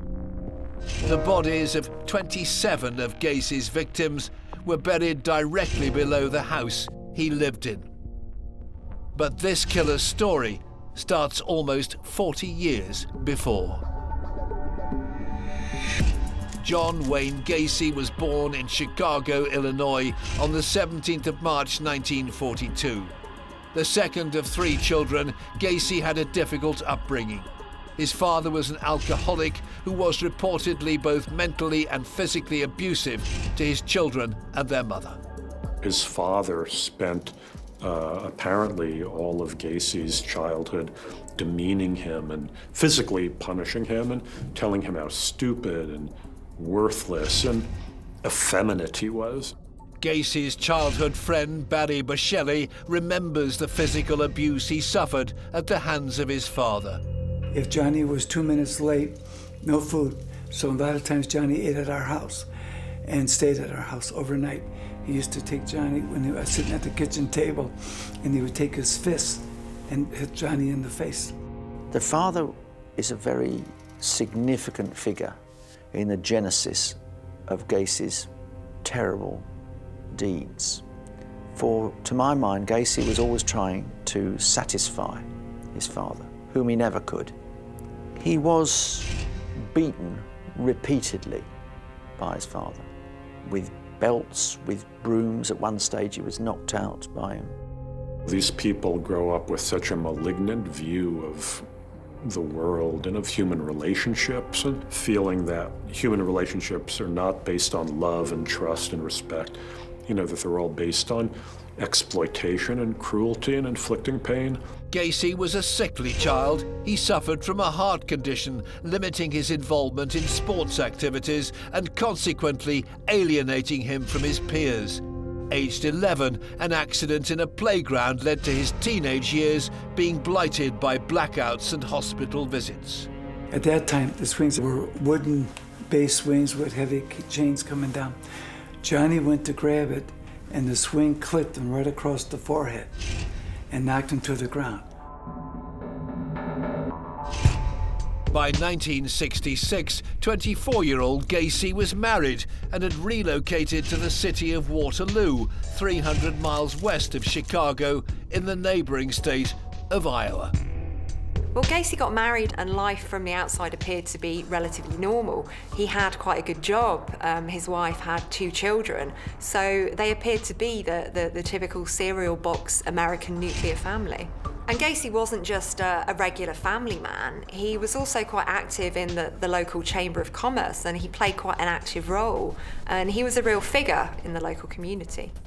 Gacy had started to build the perfect life for himself, but he was concealing a dark secret. He developed an unhealthy sexual interest in young boys. There was a son of a fellow JC member who he lured back to his home and he sexually assaulted. So he's abusing power. He's getting into these positions of trust and he's taking advantage, and that's a theme that's going to continue for him.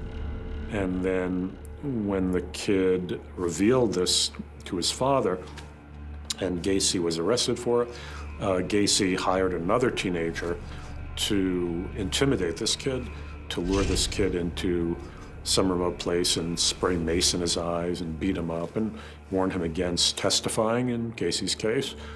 Despite Gacy's efforts, his victim still testified, but there wasn't conclusive proof of an attack. Therefore, police were only able to charge him with sodomy of the 15-year-old boy. He pleaded guilty to 1 count of sodomy, thinking he would get a very, very minimal sentence. But the judge threw the book at him, and he was sentenced to 10 years in prison. On the 3rd of December 1968, Gacy was sent to Anamosa State Penitentiary. Whilst in jail, Gacy's wife divorced him. A further blow was dealt when his father died, and he was denied permission to attend the funeral. Given the perfect nature of Gacy's ability to groom whomever he came into contact with, within a matter of months, Gacy had become head cook at the prison, had convinced the staff that he was an absolutely ideal person. What's more, then convinced the parole board that he was no danger to anybody, and so served barely 18 months of the 10 years of his original sentence. In June 1970, now aged 28, John Wayne Gacy was released from prison and returned home to Chicago. His friends, family and neighbours were entirely unaware of what had taken place while he'd been living over 300 miles away in Iowa. His background was not looked into in any way, I think partly because he didn't go into any line of work in which any kind of background check would have been necessary. You know, he began his own business. I mean, none of his acquaintance was even remotely aware of his criminal background. In June 1972, Gacy got married for a second time, and he and his new bride set up home in the Chicago suburbs at 8213 West Summerdale Avenue, a house that would eventually become one of the most infamous addresses in America. 6 years later, in December 1978, 10 miles from Gacy's house, 15-year-old Des Plaines resident Rob Peast was reported missing by his mother. Detectives Mike Albrecht and Dave Hackmeister began to investigate the teen's disappearance. Rob Peast was like a stellar kid. I mean, he was the kind of kid that anyone would want as a son. Never been in trouble, never had any inclination to run away, was a good student, very, very much out of character. He would turn up missing. So, that caught our attention, obviously. And at that time in the late 70s, there was a lot of stuff going on with the hippie movement, all that kind of stuff. But he made a determination very quickly that this was not a normal, quote-unquote, runaway. He didn't have any girlfriend problems, was not involved in drugs or anything like that, just an all-American good kid. At the time of his disappearance, Peast was working at a pharmacy in Des Plaines. So he had told an employee and actually his mother that he was going to go talk to a contractor about a job. And he then went out the back door, and he wasn't seen any time thereafter. Rob Peast seemed to have just vanished off the face of the earth. The two detectives desperately needed to track down the contractor, who was probably the last person to see him. Their search would lead them to the door of a 36-year-old man by the name of John Wayne Gacy. He divorced his second wife 2 years previously and was now running a successful business called PDM Contractors. Gacy would often employ young men, one of whom was Tony Antonucci. At the time when I met him, I was about 16 years old. And of course, like a lot of 16-year-olds, I wanted to get a job so I could afford to have my car. My first impressions were that he was basically a likable guy, kind of jovial, liked to joke around, appeared very normal. Gacy seemed, in many ways, like the perfect boss. Sometimes at 3 o'clock in the afternoon, John would say, "Hey, it's a nice day out, let's knock off early and have some fun or do something," and all normal stuff, just kind of like you didn't expect, your boss to be the one that wanted to knock off early. Another young man who'd come looking for a job was 15-year-old Rob Peast, but he hadn't been seen since meeting with Gacy at the pharmacy where he worked. Detectives Dave Hackmeister and Mike Albrecht were investigating. We ran a records check on him, and as it turns out, he had a fairly lengthy background. He had spent some time in Iowa for sodomy, and so it was sexual crimes basically against children. Concerned by Gacy's criminal record, the police obtained a warrant to search his home. The warrant consisted of 3 facts. The first fact is that John Wayne Gacy, in fact, was at the pharmacy the night Rob Peast went missing. And fact 2, that Rob Peast had told people that he was going to see a contractor regarding a job. And fact 3, his criminal background. So on those 3 facts, they were able to obtain a search warrant. On the 13th of December 1978, police conducted their first search of Gacy's home, finding a number of suspicious items. They recovered various items of pornography. They recovered some books that were titled Pretty Boys Must Die. They also recovered driver's licenses of other young people. When they did a check on those driver's licenses, it was determined that those kids were also reported missing. Initially, we're hoping to find Rob Peast alive someplace. And it didn't take long to realize that probably was not going to happen. Another item recovered was a high school ring, which had belonged to missing 19-year-old John Schick, last seen in January 1977. Further investigation discovered that 2 of Gacy's employees had been reported missing. 17-year-old John Butkovich, last seen in July 1975, and Gregory Godzik, also 17 years old, missing since December 1976. It was an evolution as we went along. I think it was after that search warrant, we're pretty confident there's at least 5 or 6 victims that were associated with Gacy that hadn't been seen. But with no evidence or bodies, the police could not make an arrest. They decided to begin surveillance on Gacy. We just said, wherever you go, we're going. If Gacy went into a public place, we were going to follow him in and see what he was up to. Throughout this overt surveillance, we became fairly friendly with John Wayne Gacy. He knew we were following him.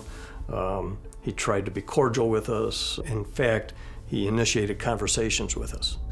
He played games with the police. He'd go up to their car and say, "Hi, do you guys want some marijuana?" Or do something stupid like that. He goes into Moose Lodge, and Mike and I, my partner and I, said, we're going to go in right along with Gacy, but we'll sit at a different table. All of a sudden, the waitress comes over with a couple of beers and places of beers in front of us and says, "It's on that gentleman over there." We look over at John, and John gives us the high sign, and we wave back. Very confident, cocky. Kept on bragging about all property and how much of a businessman he was and how well-connected he was. John Wayne Gacy had a psychopathic personality, so he really does seek out power and he seeks out control, and he likes playing with people. He's a bit of a puppet master, and I think that was driving his behavior. Everyone that we talked to just loved John Wayne Gacy. His neighbors, his co-workers, all of his associates, they loved the guy. And we could see that. I mean, the way he was interacting with us was basically the same. And my partner and I would have to, on many occasions, remind one another, hey, listen, this guy is dangerous. Gacy was considered an upstanding key member of his small community. He was popular and involved in politics.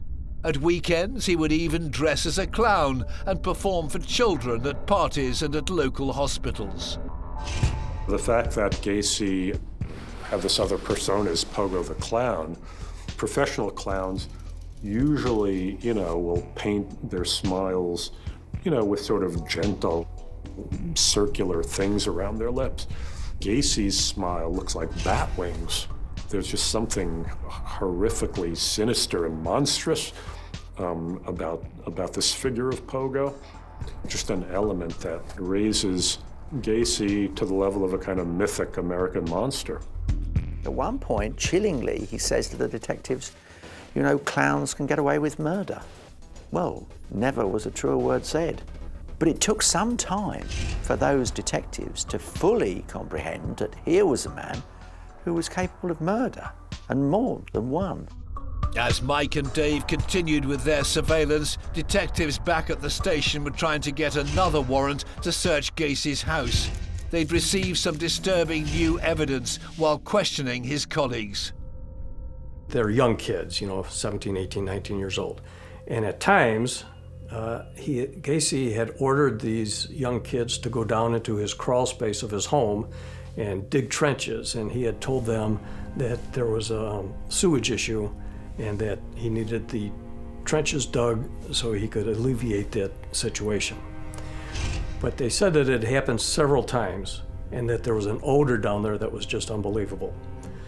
So now we're starting to believe, hey, is it possible? I know it sounds crazy, but is it possible he could have buried someone in the crawl space?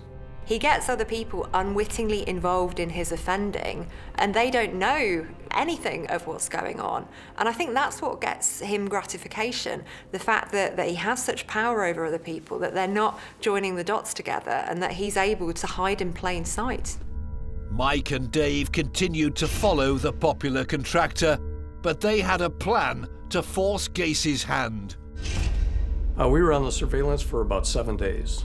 And as the surveillance progressed, what we found out was that he had this huge core support of friends and family and co-workers and the such, and that is really what was the barrier between us and Gacy. So we developed a plan for the investigators to put some pressure on all of these people that were supporting him, and slowly they started peeling back from Gacy, and we were feeding Gacy information that there's possibly looking to execute a second search warrant. He became more and more desperate. And the last day, it was about midnight or 1 in the morning, he contacted his attorneys and met his attorneys in their office in Park Ridge. At that point, Mike and I are outside, and we see the attorneys waving us into the building. It was very uncharacteristic of the attorneys to do this. The first thing they were telling us, though, is to park your cars in front of Gacy's and don't let him out. If he tries to move, shoot his tires out. You know, what's going on here? It was very obvious to us that the attorneys were absolutely scared to death, petrified. They're pacing up and down. They won't take their eyes off of Gacy. And that pretty much solidified the fact to us that he had confessed to his attorneys about at least a couple, 3 murders. Dave and Mike knew that Gacy was beginning to buckle. They continued to trail him as he left his attorney's office.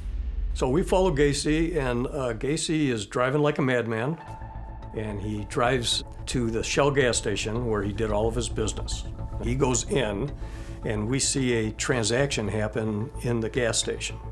It was very emotional, shaking his hand and almost on his side, hugging that kind of thing, and this is so out of context for Gacy.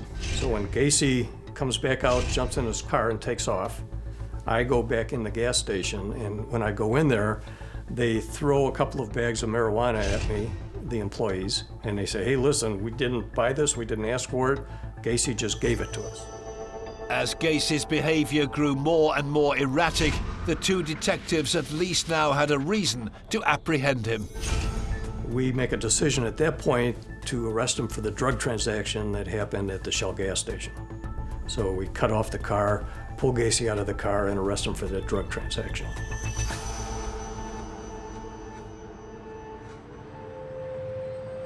Devon in Milwaukee. This was Gacy's final location of freedom. That's it. He was never free from this point on. Grabbed him out of the car. He was all whining to us, why are you doing this to me and all that. And that's where it ended. So technically, he was arrested for marijuana possession and delivery. And then we took him to the station. While in custody, Gacy told detectives he was experiencing chest pains and was taken to a local hospital as a precaution. But he was just trying to buy some more time. The police had obtained the second warrant they'd been so desperate for. On the 21st of December 1978, they searched Gacy's home on West Summerdale Avenue for the second time. When they executed that search warrant, they went in the crawl space, and the very first shovel that they dug, they found human remains. Police had finally unearthed the secrets that Gacy had thought would stay buried forever. So they immediately called me, let me know that there was human remains in a crawl space, and at that time I arrested John Gacy for murder. Gacy says he wants to confess, but really he wants to confess to the surveillance team, both myself and my partner and the other team. And now all of a sudden he's got an audience again, and he's on top of the world. And he knows he can't get out of it at this point, and so he might as well just divulge everything that actually happened. Gacy told detectives he was willing to draw a map of the burial site beneath his home. I gave him a pen, and he started right up. He squared it off in the thing, and he started, well, this was a double, and this was a triple, and this was the first guy with put an X on it. Went around the whole crawl space with these places where the body was buried. I mean, they were digging with spoons and everything, but they obviously identified where all the bodies were, and they did an overlay of where the bodies were actually found compared to that diagram that he made, and it was unbelievable. It was right on the money. In total, 27 bodies were discovered in Gacy's crawl space. It wouldn't take long for news of this horrific discovery to filter out to the wider world. Then the arrest came down, and that was the headline on the local papers, everything, how many bodies they took out of Gacy's basement. Well, you know, when Gacy's crimes were uncovered, he entered into the record books, you know, as America's most prolific serial murderer. The notion that this, you know, pudgy, normal-seeming, decent, regular, ordinary guy was living in this horror house, you know, that was just suffused with the stench of death, and that there were the rotting bodies of 27 young men in his crawl space, bringing home and torturing young boys right in the midst, you know, of all his neighbors, and then going off to work the next day. When we booked him for murder, we asked Gacy where he was born. And Gacy looked at us and said, "I was born in a state of confusion." And he smiled like that, and we captured the photo. In total, Gacy confessed to the murder of 33 young men and boys between 1972 and 1978. Gacy preyed on victims who he knew were not necessarily going to be missed by any family members. Rootless and homeless teenage boys who had no families that were going to miss them or care about their disappearance. At that time, in the late 70s, kids were running away all the time, and a lot of these kids were reported missing, but there was no follow-up. As it turns out, he had buried 27 young kids in the crawl space. He buried one of the young kids outside in his backyard, and he didn't have any room left on his property, so he threw 5 remaining victims in the Des Plaines River. One of the bodies found floating in the Des Plaines River in April 1979 was that of Rob Peast, the 15-year-old boy whose disappearance had ultimately led to Gacy's downfall. He was very descriptive on what he had done with Rob Peast. Rob Peast's mom was waiting for him in the front parking lot, and Rob said to his mom, "Hey, I'm going to talk to a contractor about a job. I'll be right back." He goes back in the pharmacy. Gacy is in the back parking lot, the alleyway. And as Gacy's leaving, Rob follows him outside and says, "Excuse me, sir, I understand that you hire young kids, and I'm really interested in having a different job." And Gacy says, "Well, jump in the car, I'll have you fill out an application." So Gacy actually drives Peast willingly to Gacy's house. While there, Gacy starts showing Peast some little tricks of the trade of being a clown. He shows him a couple of card tricks. And the last trick that he shows Peast is the handcuff trick. Gacy actually handcuffs himself and turns around and struggles with the handcuffs, and then turns back and he holds the handcuffs up. And Peast is pretty amazed at that, and he said, "Well, that's neat, how'd you do that?" So Gacy says, "Well, here, you handcuff yourself, and I'll show you how to do that." So Peast handcuffs himself, and he struggles, and he struggles, and he struggles. And he looks at Gacy and he says, "Now, what's a trick to this?" And Gacy reaches in his pocket and pulls out a key to the handcuffs, and he says, "The trick is, you gotta have this key." This handcuff trick was part of an horrific yet clinical MO. Gacy, throughout all of the 33 killings, had developed a method of killing these young kids. He would pick up these victims. Some were kids who worked for him, but most were teenage runaways, you know, and bring them back to his house and giving them drinks. He would sort of trick them into handcuffing themselves or being handcuffed. Gacy would use chloroform to subdue his victims. Chloroform's an old-fashioned anesthetic, really, so it gets into your lungs and it just renders you unconscious very effectively. He did what he called the rope trick. And when he had these young kids incapacitated like that, he would slip a rope over their neck, a knotted rope like a loop, and then put the stick in the back like a tourniquet, and he would slowly turn the tourniquet. And he said he had it perfected so well that he knew exactly how the body would react to each half turn. Putting a ligature around the neck, the first thing it's going to block is the blood vessels, so it prevents blood getting to the brain, prevents it getting back to the body from the brain. It's going to be very uncomfortable, and it can even render you unconscious in a small number of seconds. And he went into detail on how he would torture these young men. And he, in fact, did double and triple murders. He would incapacitate 2 or 3 people at a time and kill one person in front of the other victims, and then continue to kill the other victims. And he seemed to be pretty proud of that. But we used that to our advantage to keep him talking, and he described every killing to a T, exactly how it happened, all 33. As the news broke across the country, one shocked viewer who'd unknowingly experienced Gacy's MO firsthand was his ex-employee, Tony Antonucci. Whilst working for PDM, Tony had accidentally got a nail stuck in his foot. John took me and I got a tetanus shot and took me home. And he came over later that evening to check on if I was okay, or that was the theory, but he also had, some wine, and we were drinking, and he was kind of joking around. It was probably 10:30 at night. I was a high school wrestler, and he said, "Oh, you're a big wrestler guy," and he started wrestling around with me. He got my left arm, and he got it behind me, and I felt him put a handcuff on it. I kept flailing my right hand around so that he couldn't get my right arm, but eventually he did get a hold of my right arm, and he knocked me down to the floor with my hands behind me. He left the room for a few minutes, and I realized that if I pulled really hard on my right hand, that I could pull my hand through the handcuff. I could get it out. By pretending he was still handcuffed, Tony was able to catch Gacy unawares when he returned and turn the situation to his advantage.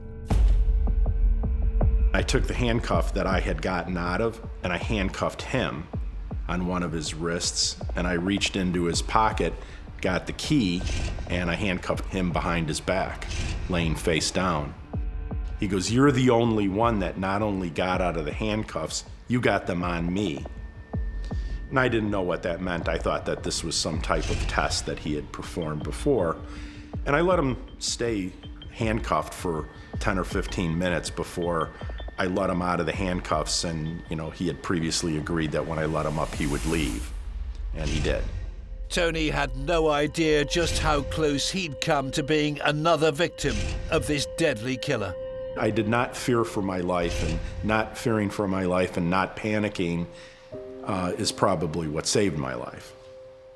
Because I'm sure if when I got out of the handcuffs, if I tried to run for the door or do something, he was 33 years old and very strong, and I was 16 or 17. I'm sure he could have overpowered me if he knew he had to. Tony continued working for PDM for a few months after the attack and only reported the incident after Gacy's arrest. By the time the case went to trial, police had managed to identify the remains of 22 of the victims. So with Gacy, we have around 30 bodies, different states of decomposition, some of which have been there for many years. Forensically, that sort of scene is a nightmare. You've got so many different things to dig up. It's a very complex procedure. It's very hard work. It will involve a lot of people and a lot of time.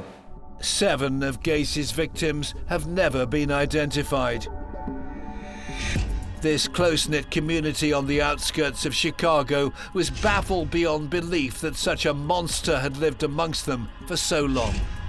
One of the effects that learning about these crimes has on the public is that it sort of reduces you to a state of childlike awe and terror and wonder. You can imagine all these middle American suburbanites suddenly here are the authorities bringing out the decomposed remains of young men that have been stored in the crawl space of your neighbor's house. A horrified public were both shocked and outraged by the crimes Gacy had committed. As the state prepared their case, they were determined to ensure that the man who'd been held in such high esteem by his local community would pay for his crimes in full. The trial of John Wayne Gacy began on February the 6th, 1980 at the Cook County Criminal Courts building in Chicago. At the time, Illinois still had the death penalty. Gacy's defense team were pleading insanity. It was an interesting trial, and what was so fascinating about it was they had so many different psychiatrists saying so many different things that they all came up with different diagnoses, which really goes towards this picture of this non-intact human being, this bits and pieces of person. During the 5-week trial, the prosecution were desperate to prove that Gacy was fully responsible for his actions. There's a difference between psychopathy and mental illness. Psychopaths are rational. They know what they're doing and they know what they do is wrong, but they decide to do it anyway. So he was fully culpable for his crimes.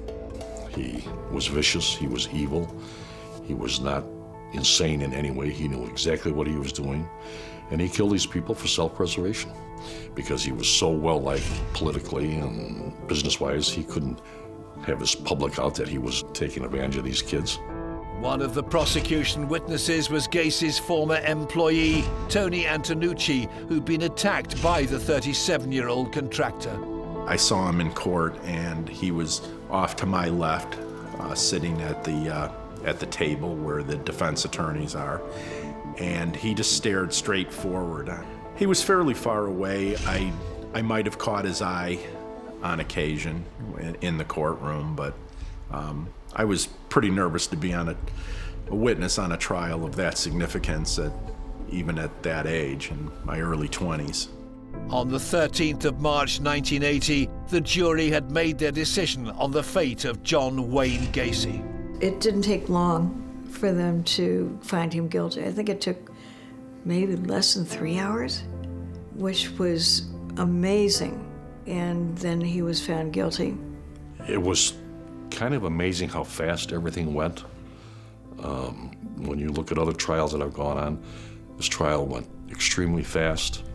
In the final moments of the trial, one of the prosecutors, William Kunkel, called him a ruthless, sadistic killing machine.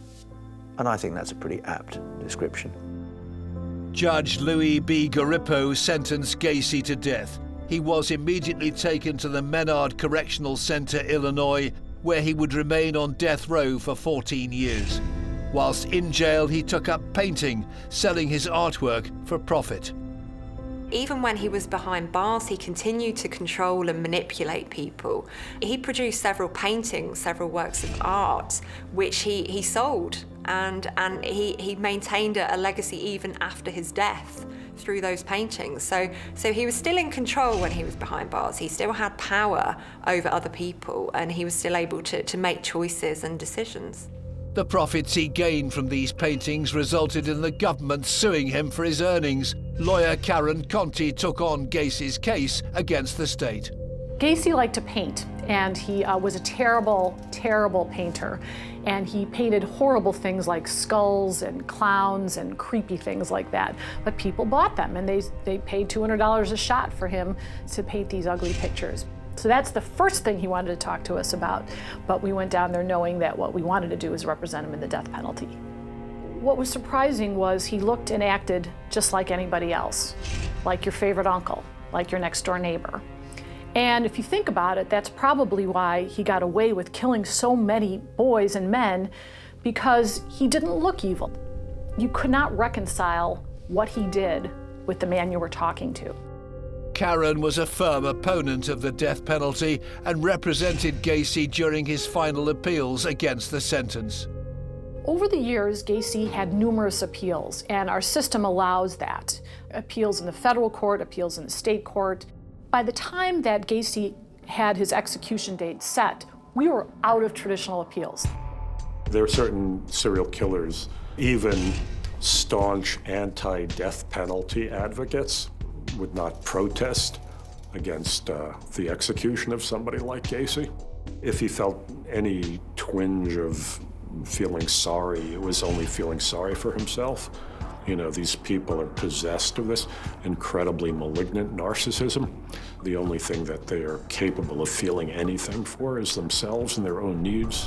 When you have a client who has committed these horrific acts, 33 murders, no court is going to want to let him out. No court is going to want to change execution to life in prison because it's politically a disaster.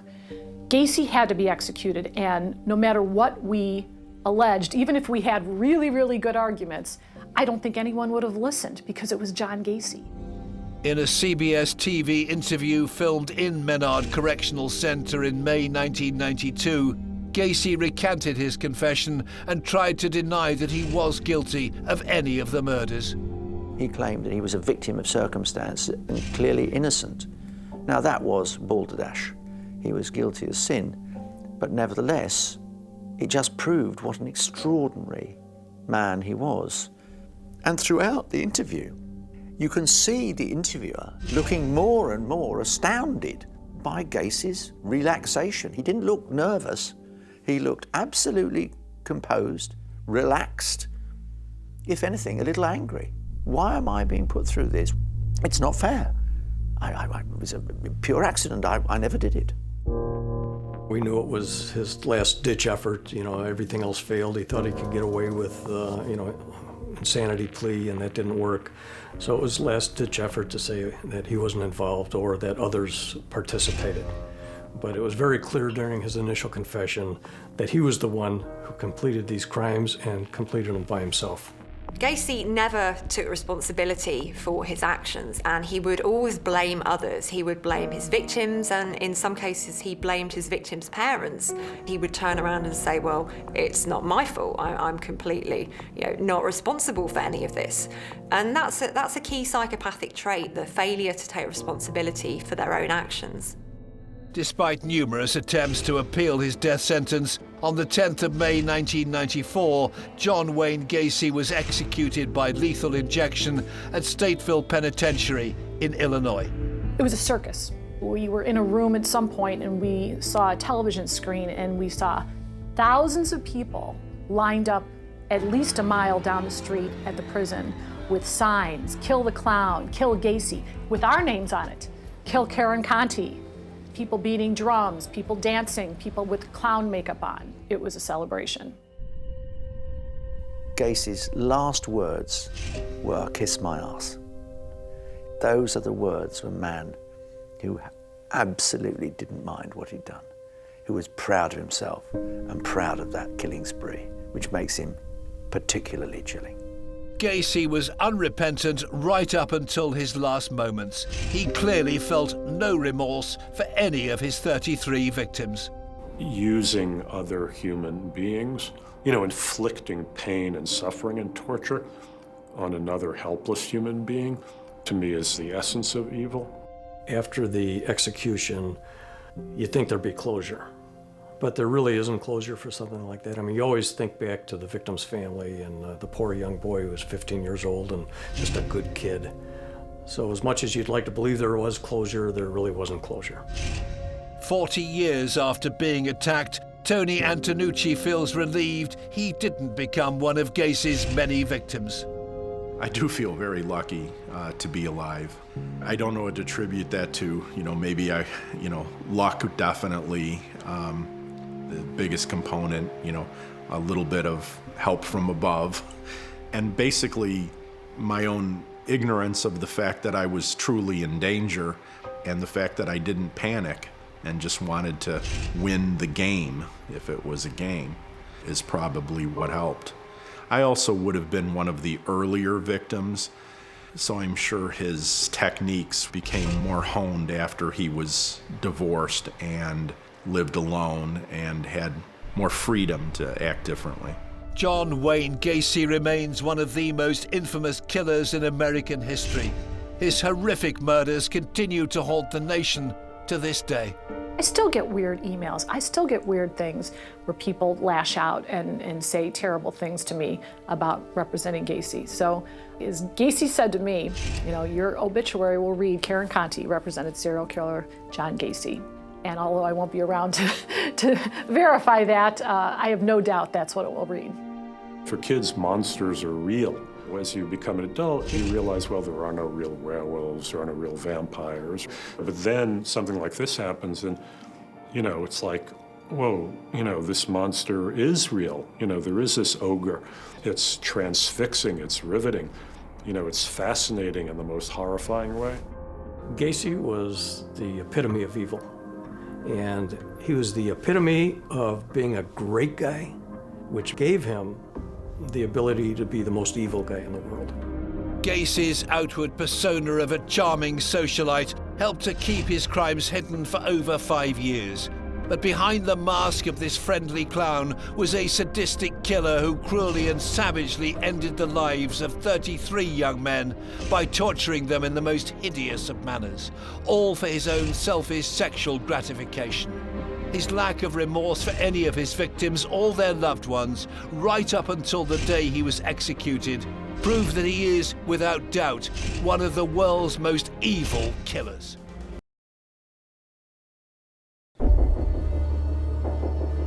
Florida State University, Tallahassee, January the 15th, 1978. Around 2:45 a.m., a serial killer on the run broke into the Chi Omega sorority house and attacked 4 women. There's rape, he beats people, he knocks people's teeth out, he bites the buttock of one of the victims. The blistering attack on all 4 students lasted just 15 minutes. He could strike like a chameleon, bam, and take his prey. In just 4 years in the mid-1970s, a sadistic killer kidnapped, raped and murdered at least 30 young women. A few lived to tell of their terrible ordeal. He leaned in. I thought he was going to kiss me. Instead, he said, "Do you know what? I'm going to kill you." Initially convicted of only kidnap and assault, it is suspected that Bundy may have raped and slaughtered up to 100 young women. Sentenced to death for his terrifying crimes, Ted Bundy is undoubtedly one of the world's most evil killers.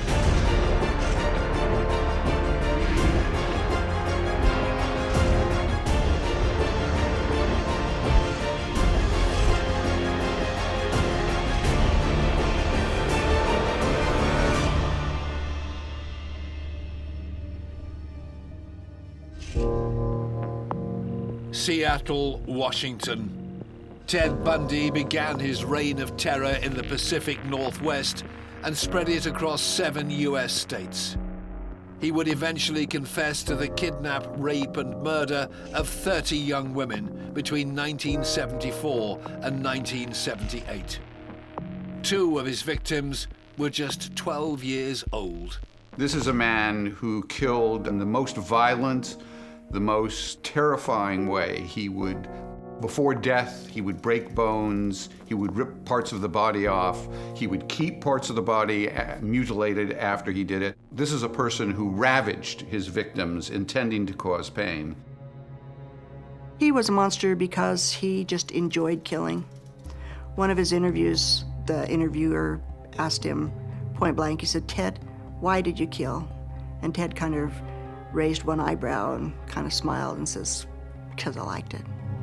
Rhonda Stapley was a college student in Salt Lake City, Utah in 1974. She says she survived a vicious attack by Bundy and was so traumatized she kept her ordeal secret for more than 30 years. Nobody went out at night. Nobody even walked to the library alone. There was terror and fear among women everywhere. Ted Bundy was one of the most evil people in the world. When Bundy was finally caught in 1978, he was incarcerated at the Leon County Jail in Florida. Sheriff Ken Katsaris, who oversaw all the county's prisons, was charged with keeping him behind bars. He was evil, but you could not discern that, even if you knew he was evil. He came across as brilliant, charismatic, smart. So you put together the evil with all of those positive traits, and you have a very dangerous person. This killer's story begins in 1946. Theodore Robert Bundy was born on the 24th of November at the Elizabeth Lund Home for Unwed Mothers in Burlington, Vermont. This was the 1940s in America. The ideal nuclear family was mum and dad who were married, that nice family unit where everything is very neat and very defined. And people who were outside of that ideal really were stigmatized. To avoid that judgment, Ted's 22-year-old mother, Eleanor, moved back to her parents' home in Philadelphia, Pennsylvania, where her parents brought up Ted as their own. The unusual part of his childhood is how he's raised. He's adopted by his grandparents. He's raised alongside a person who he is told is his sister. But she wasn't. She was actually his mother. This arrangement went on for almost 4 years, with Ted's grandparents as his main carers. His grandfather was quite a violent character, so that suggests to me that very early on in his life, he's almost in a bit of a survival mode. I'm not safe within this home. Just before his 4th birthday, Eleanor moved to Tacoma, Washington. There she met and married Johnny Bundy in 1951. They formally adopted Ted when he was 5 years old. The couple had 4 children together, but Ted reportedly didn't form a close bond with his new family and still believed his mother was his sister. Ted Bundy is somebody who has always been really conscious of his social class. He came from quite humble beginnings, that the family were quite poor, and he was really quite aware of that and really quite embarrassed and ashamed by it. An exceptionally bright student, Ted Bundy enrolled in the University of Washington in 1966 to study Chinese. There, aged 20, he met and fell in love with a woman called Stephanie. This was his dream girl. This was the woman he was going to marry. This is the woman to which he was dedicated. It was romance in the realest sense that you could imagine it. But she suddenly dumped him.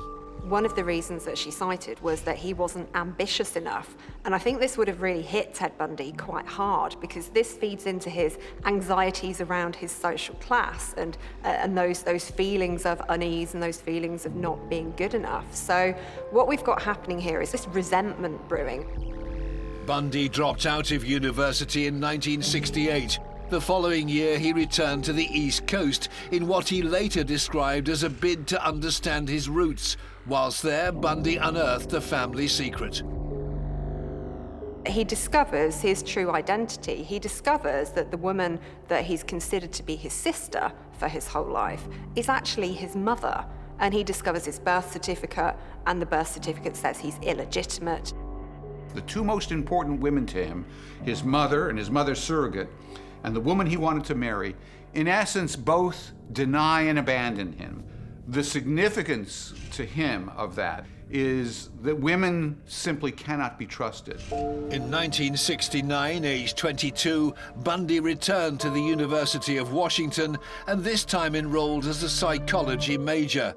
There he met and started dating a single mother called Elizabeth. Their turbulent relationship would last into the mid-1970s. Women serve a function for him. They provide a roof over his head, meals on the table, sex, useful contacts with other people. So he has got quite a parasitic lifestyle. He will hook on to particular people and get from them what he wants, and then he will just discard them and move on. In 1971, Bundy got a part-time job at Seattle's Suicide Hotline Crisis Center. What he's doing is he's performing the role of the respectable middle-class young man. He wants to be seen to be helping other people. He wants to be seen to be doing socially worthy things. And this also feeds into the work that he becomes involved in terms of political campaigning. When Bundy graduated university, he joined the Republican governor's re-election campaign. Then, in September of 1973, Bundy was accepted into law school at the University of Puget Sound in Tacoma, just 30 miles south of Seattle. Before beginning the law course, he went on a trip to California. Whilst there, he rekindled his relationship with his first love, Stephanie, despite still dating Elizabeth. All of a sudden, he's a different man. He's working for the governor, he's talented, he's successful. He looks like he's good enough for her finally. Ted Bundy and Stephanie get engaged and they plan to get married. And Stephanie's very excited about this. But Ted very coldly just drops her. What this was all about was how far this man would go for revenge. To have the kind of narcissistic victory that it would not be her that rejected him, and then rejected her summarily. Having taken back control by ending the relationship with Stephanie, 27-year-old Ted Bundy returned to Washington and decided he needed to show womankind who was boss. Just after midnight on January the 4th, 1974, Bundy broke into the basement apartment of an 18-year-old dancer and university student. She was at home asleep in her house one night when Ted Bundy broke in, and he beat her with a metal pole and he raped her, and she was in a really terrible state. Many people think this is something that just kind of came out of the blue, but I would say absolutely not, it didn't. I think this was an attack that was built up to. We often find with offenders there's some behaviour before they get to the point of raping and attacking people. And in Ted Bundy's case, this was voyeurism. So he had a history of peeping through women's windows and watching them get undressed. It's something that gradually builds, and it's not enough for him, and he ratchets it up to the next level. The violent assault left the young woman unconscious for 10 days. She sustained injuries from the blows to the head. That will cause brain damage and brain swelling. And when he sexually assaulted her with a metal bar, that caused damage to her internal organs, and she was left permanently altered by those injuries. Seattle, Washington, February 1974. It was here that 27-year-old Ted Bundy attacked again and turned from rapist to killer. It's no coincidence that she's a university student who he sees as privileged, who he sees as undeserving, whereas he's somebody who's really hard done by. And it is that constant jealousy, that constant underlying feeling of shame that drives a lot of his violence. Bundy's chosen target was a 21-year-old University of Washington student called Linda. He broke into her room. He very severely attacks her. He really does bash her skull when he carries out the assault on her. She doesn't survive the attack. That night, after he'd attacked and killed Linda, Bundy moved her away from the campus. He dumped her body in the dense woods of Taylor Mountain Forest, a 30-minute drive from the university. It's very important that he maintains control over the victims, even after he's killed them. So he doesn't just leave them where they are. He wants to be able to know where they are. He wants to have control over them. So he chooses a local beauty spot, Taylor Mountain. It's a place that people generally go to enjoy. But for him, it really is a macabre dump site. Linda's body was found a year later in 1975. Her death marked the start of a furious spate of killings. At this time, Bundy quit law school in Tacoma after just 6 months. He returned to Washington, not as a student, but as a predator. He would lure women over to his car, saying that he needed their assistance with something. And he'd often be wearing a sling to make it appear that he'd injured himself. And he was good-looking, he was charming, he was respectable. Bundy's trademark VW Beetle became his favorite method for abducting women before taking them to a remote spot to attack them. When he hit, it was like a shark grabbing its prey. Bam! He'd use a blunt object to bludgeon his victims, and then he'd strangle them. After 8 aggravated murders of young women in the first half of 1974, a rate of more than 1 a month, fear spread across the Pacific Northwest. I think Ted Bundy enjoys the feelings of power. He enjoys the feelings of control. So you start to see the attacks get closer together because he's having to escalate his offending to get that same feeling of power. We know with psychopaths like Ted Bundy, they're prone to boredom, so they will start to mix it up a bit and offend in different ways. Then in the summer of that year, Bundy changed his MO. He now decided to attack in broad daylight. On July the 14th at Lake Sammamish State Park, just over 15 miles southeast of the University of Washington, Bundy attacked 2 young women, 23-year-old Janice and 19-year-old Denise. Denise was last seen entering a public restroom in the park. There are some witnesses to these crimes, and there's one common denominator, and that seems to be a man called Ted who drives a VW Beetle. So that begins to narrow the field a little. Bundy later said that he kidnapped both women from the state park within a few hours of each other. He raped them and made one watch as he murdered the other. Bundy disposed of their bodies in an area 2 miles away. It's reported that Ted Bundy spent time with the bodies of his victims, that he shampooed the hair of some of them, that he painted their fingernails. What his MO always consists of is taking these two facets of his personality, and he used one of them, the intelligent, the charming, the caring, the one that would help wash the hair. He'd use that to seduce them into his private presence. And then the monster, the face of rage would come out, and this would plunder this woman asunder. In September of 1974, Bundy left Washington and moved east to Salt Lake City. The 27-year-old had been accepted into law school again, this time at the University of Utah. On the surface, he looked like an ordinary student, but inside was a cunning serial killer.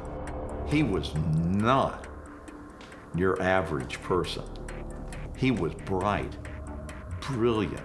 He felt like he was a chameleon in that he could disguise himself, he could change his colors, and he could take advantage.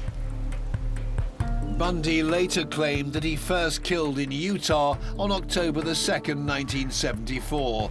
The victim was just 16 years old and her body was never found. Rhonda Stapley, a University of Utah pharmacy student, was waiting for a bus. I had a dental appointment downtown, and while I was downtown, I decided I would walk over to a city park. And then my mouth started to become numb from the dental surgery, and I could tell that I needed to go home to some aspirins pretty soon. And so I went over to where the bus stop was. The bus did not show, but Ted Bundy did. He pulled his VW Beetle up to the bus stop and offered her a ride. He was nicely dressed, handsome. He told me that he was a law student, and I was feeling pretty lucky. What college girl wouldn't want to meet a law student? Unlike other serial killers, he did not target prostitutes, which are easy victims. He targeted young, attractive, intelligent, often beautiful and successful women. This he could do because of his intelligence. That made him a unique threat and danger. After a couple of blocks with Rhonda in the car, Bundy took a turn away from the university. Very politely, he says, "Well, hope you don't mind, but I have a short errand to run." And I said, "I thought you were taking me to the zoo." And he said, "No." I said, "Near the zoo." And we kept driving up that canyon and then down another canyon. Bundy drove up into Big Cottonwood Canyon, just southeast of the city. At this point, he stopped talking to me. He just had both hands on the steering wheel and was just driving. As Bundy came to a corner, he slowed down. In my mind, I thought that he is looking for a place to pull over and park and make out. And so in my mind, I'm trying to figure out how do I get out of this situation without embarrassing either of us. Bundy pulled off the road and into a secluded picnic area and parked the car. And then he turned towards me and he leaned in really close to my face. I thought he was going to kiss me. Instead, he said, "Do you know what? I'm going to kill you." And he put his hands on my throat and started squeezing. She fell unconscious. When Rhonda eventually woke up, she was lying on the picnic table with Bundy on top of her. He was sitting on my chest with all of his weight on my chest and stomach. And I told him, "Get off, I can't breathe." And he says, "Stop struggling and I'll let you breathe." And so I held still and he kind of rocked up onto his knees so it took some of the pressure off. And then he put his hand over my nose and mouth and cut off my air that way. And he would do that until I would just go unconscious, and then he would kind of bring me back. He liked watching me fade in and out of consciousness. Rhonda had just one chance to save herself. The last time when I regained consciousness, I noticed that he wasn't standing by me anymore. Pit Canyon was pitch black with darkness. There was a little light coming from the dome light of the car because he had opened the door to the Volkswagen and was fiddling around with something in the back seat. And I used that opportunity to just run the opposite direction. I just jumped up and ran, fortunately, or just by pure luck, or grace of God, or intervention from above, or something. I happened to fall into the mountain river, which wasn't very deep, but was really, really fast, and it swept me away. There was water swirling around boulders and flowing over boulders, and I, of course, was smashing into those. And eventually I was able to climb out and rearrange my clothes so I could walk home. And that's what I did, is I just walked home. Rhonda kept her attack by Bundy a secret for more than 30 years. I felt embarrassed and stupid and ashamed, and plus I was religious, LDS Mormon girl, and the teachings at that time were that if you have a choice of losing your life or losing your virtue, it would be better for you eternally if you lost your life. So I decided the best thing for me to do was just to suck it up and pretend it never happened and go on with my life. Rhonda's escape did not deter Bundy's murderous plans. A few weeks later, in November 1974, Bundy was prowling a mall in Murray, Utah, posed as a police officer. Disguised, he managed to entice an 18-year-old telephone operator called Carol to get into his car. He planned on raping and killing her. And this goes wrong, it fails, she gets away. During the struggle, Carol had managed to open the car door and escape. Ted Bundy is not the kind of guy who just gives up and goes home. He's got his mind set on it. He wants to get what he wants that night. Now, 2 of Bundy's victims had escaped death. The next would not be so fortunate. On November the 8th, Bundy kidnapped 17-year-old Deborah as she left a theatre production. She was on her way to pick up her brother. Deborah was never seen again. What happens with Bundy and many other serial killers, they have to kill. They kill, they get a release. Sometimes they get a little extra release by returning to the corpse and having a small dose of the arousal, which they can live through by toying with their trophies and toying with the corpse itself. And then they have a rest period. All the time 27-year-old Bundy had been killing, he was still seeing his long-term girlfriend Elizabeth in Seattle. In the autumn of 1974, he also got involved with Carol, a single mother and a divorcee. He presented as completely normal, and so many people were taken in by him. Ted Bundy had yet to appear on the police radar as a suspect, but thanks to 8 eyewitnesses who saw him in July of 1974 at Lake Sammamish, the Washington State Police were on the lookout for a man who'd introduced himself as Ted and was driving a tan VW Beetle. This guy is reported to be nice-looking, in his 20s, just an average college guy. He doesn't look like a monster, and nobody thinks that a serial killer looks like this. Police issued a composite sketch based on the descriptions they had. It was broadcast on national television and was seen by Elizabeth. She called the police. She gave them Bundy's details, as well as those of his car. But the police dismissed the tip because reportedly Bundy was a clean-cut law student. A year later, the 28-year-old headed cross-country. He raped and killed 3 young women in Colorado. In May, he assaulted a 12-year-old child. She'd been abducted from her junior high school in Pocatello, Idaho. Here we've got Ted Bundy seeing an opportunity and actually seizing it with not too much regard to the risk. And that's not really his previous MO. He's used that charm before, but this is quite disorganized, and this is something that will lead to his downfall. Bundy had got away with multiple murders, and despite a sketch of him in circulation, had not been identified by police. In June 1975, he returned to Utah and killed a 15-year-old girl in Provo. 2 months later, Bundy was driving erratically through a Salt Lake City suburb in his tan VW Beetle when he was spotted by a Utah Highway Patrol officer. Ted Bundy is pulled over by a police officer who notices that the front passenger seat is missing. There's an ice pick, there's a crowbar, there's a ski mask. And all of this looks incredibly suspicious, but Ted Bundy, being the charming manipulator, has an explanation for all of this.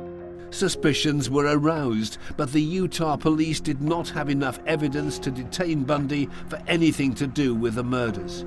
Instead, 3 Utah detectives flew to Seattle, where they met up with the Washington police. Together, they interviewed Bundy's long-term girlfriend, Elizabeth. She told them that she'd found some strange items in the apartment a year earlier, including a meat cleaver and a bag of women's clothing. What happens over the course of the lives of serial killers is the time it takes them to need another killing, to need, if you will, another savage, evil meal, gets shorter and shorter and shorter.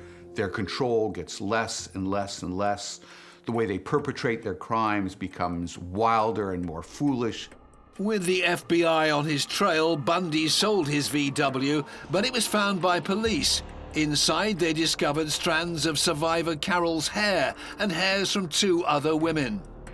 On October the 2nd, 1975, detectives found Bundy in Utah, arrested him, and put him in a lineup. There, Carol positively identified him as her abductor. This is where he's taken his eye off the ball. This is where he started making mistakes. He's been so driven by his wants and his desires that he stopped to actually risk assess what he's doing. Unable to find enough evidence to charge him with any murders, Bundy only stood trial for Carol's aggravated kidnap and assault. On June the 30th, 1976, Bundy was sentenced to serve 1 to 15 years and was eventually moved to the Garfield County Jail in Colorado. I felt relieved that he was arrested and wasn't a threat on the street anymore. Just as police were gathering enough evidence to charge him with the murder of a 23-year-old woman in Snowmass, Bundy pulled a major surprise. There's a preliminary hearing, and Ted Bundy, being the incredibly arrogant individual that he is, decides that he's going to defend himself in court. Bundy was savvy about how the system operated. By being his own lawyer, he had access to the law library system of the jail. And he was allowed to go there, notwithstanding that once you got access to the law library system, you could go right out the window, which he did. Bundy escaped and went on the run in Colorado. He was caught 6 days later. A year later, he pulled another surprise. He's in his cell and he notices that there's a hole in the ceiling, and one day he manages it and he gets through the hole and he comes out in the apartment that belongs to the chief jailer, and he literally walks out of the front door of the prison and he's away again. Free and on the loose, Bundy made his way to the peaceful college town of Tallahassee in the Sunshine State of Florida. I suspect that when Bundy knows he's at the end of his rope, he's been arrested enough times, had enough interactions to realize that this story is going to come to an end. So it's in Florida that he goes on his rampage. Around 2:45 a.m. on January the 15th, 1978, Ted Bundy broke into the Chi Omega sorority house. He's somebody who's familiar with college towns, with college buildings. So I think he knew that there were many women in this house, and that was his intention all along. Within 15 minutes, he had attacked 4 women, brutally, cracking their skulls, breaking their collarbones. 21-year-old Margaret was hit with a piece of firewood and then strangled to death with her stockings. 20-year-old Lisa was beaten unconscious, raped, and killed.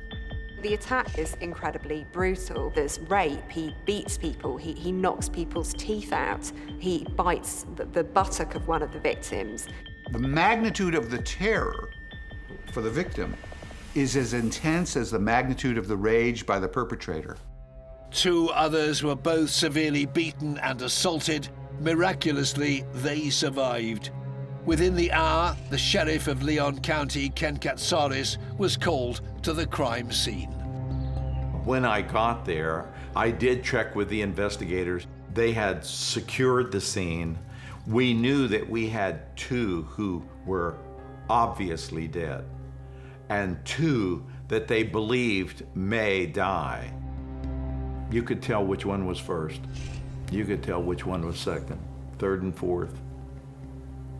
But you could tell how much energy that he expended.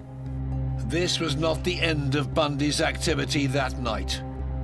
As I'm standing outside of the sorority house, we get a call that there's strange noises coming from a condo next door. And I sent an investigator immediately because I said, 6 blocks away, could it be? He's doing it again, which only tells you he couldn't help himself. Bundy had broken into another apartment where he savagely beat another student. She was in a pool of blood when my investigator went in the condo or the apartment, and Bundy was leaving out the back window, but she tended to the injured first. Still free a few weeks later, Bundy struck again, this time in Lake City in northern Florida. His victim was another little girl who was just 12 years old. He is a prolific serial killer at this point in time. Serial killing is his hobby. It's his vocation. It's something that he feels that he's good at. And more so, he's getting away with it. And when somebody's getting away with it, they're certainly not going to stop. And if anything, their offending is only going to get worse. Bundy dumped the girl's brutalized body in woods about 30 miles west of Lake City. He then stole a car and made his way west into the Florida Panhandle. 3 days later, on February the 15th, 1978, an alert Pensacola police officer stopped America's most notorious serial killer near the Alabama state line for driving suspiciously. He just had a gut feeling that something might be wrong. And of course, it came out over his radio after he called it in that the vehicle had been stolen. After a brief struggle in which the officer was forced to fire a warning shot, Bundy was arrested. He was taken to the Leon County Jail in Tallahassee, Florida. I had him in custody for over 2 years in my detention center, my jail. I had him so locked up that he wasn't going anywhere. He not only was in a secure jail cell, but I had him in a cell that we had lined with armor plate steel in sheets that were welded in terms of the seams, floor, walls, ceiling. There was no light fixture that he could remove like he did in Colorado. And then I put extra locks on the door. Heavy, impenetrable locks, in addition to the jail key lock. And they were in the hands of several people. When she discovered that Bundy was arrested for murder, his partner Elizabeth finally left him. At the same time, detectives in Washington state tried to build their case against Bundy and prove that he was a serial killer. Sheriff Ken Katsaris was also doing some digging of his own. I went to his cell one day, talking to him through the port. I told him, I said, Ted, I think I know what's going on with you. You've had a problem with your mother because you were born out of wedlock. She withheld who your father was. You've never forgiven her. And that has a lot to do with what you're doing in terms of taking it out on other women. He immediately opened his eyes wide with anger. He wanted to kill. He immediately started trashing his cell, throwing things about, and he grabbed the shower rod, which was welded in place. He ripped it from its position, which meant a lot of power. Intellectually, Sheriff Ken Katsaris was more than a match for Bundy. He managed to goad the serial killer into a game-changing revelation. He would taunt me with Ken, as he would refer to me, with that sarcastic twist of that name, just 3 letters, but he would say, Ken. And then he would say, the evidence is there, you just can't find it. And I thought then, I know what he's referring to.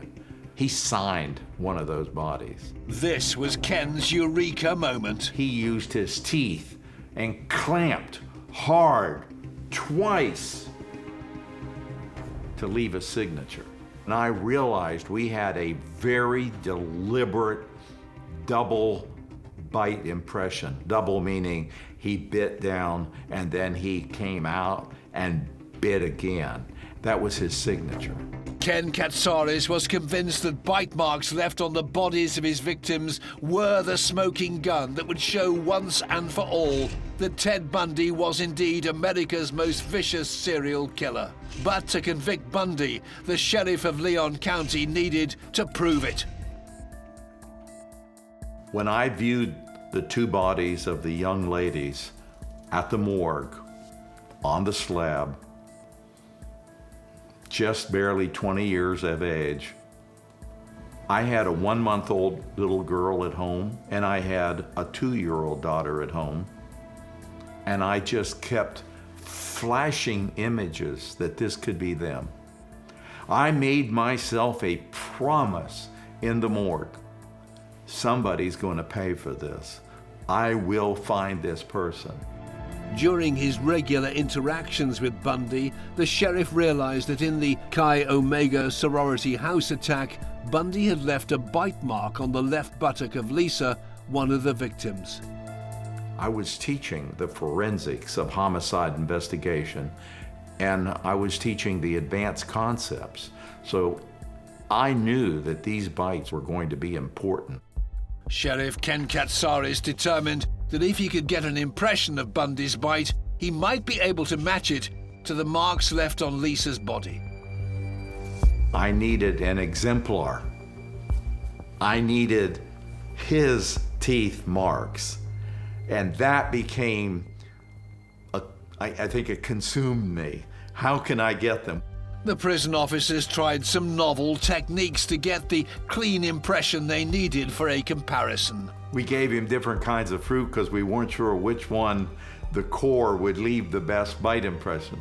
And that inmate said, "You're getting fruit? I don't get any fruit." And I think he became suspicious that something was going on with that because he quit eating his fruit. After their fruit tricks failed, the sheriff and his team had a trailblazing brainwave. Then it struck us. It hit. What about a search warrant for his mouth? We can just go serve it. That would get the bite impression. Ken decided to take Bundy to his own dentist. I personally went to Ted Bundy's cell and I said, "You're coming with me." I told him to put his brace on. I had a special brace developed, now called the Bundy brace. It was spring-loaded so that when he would straighten out his leg, you could hear that spring pop into place. That way, if he tried to run, he'd be running with one stiff leg.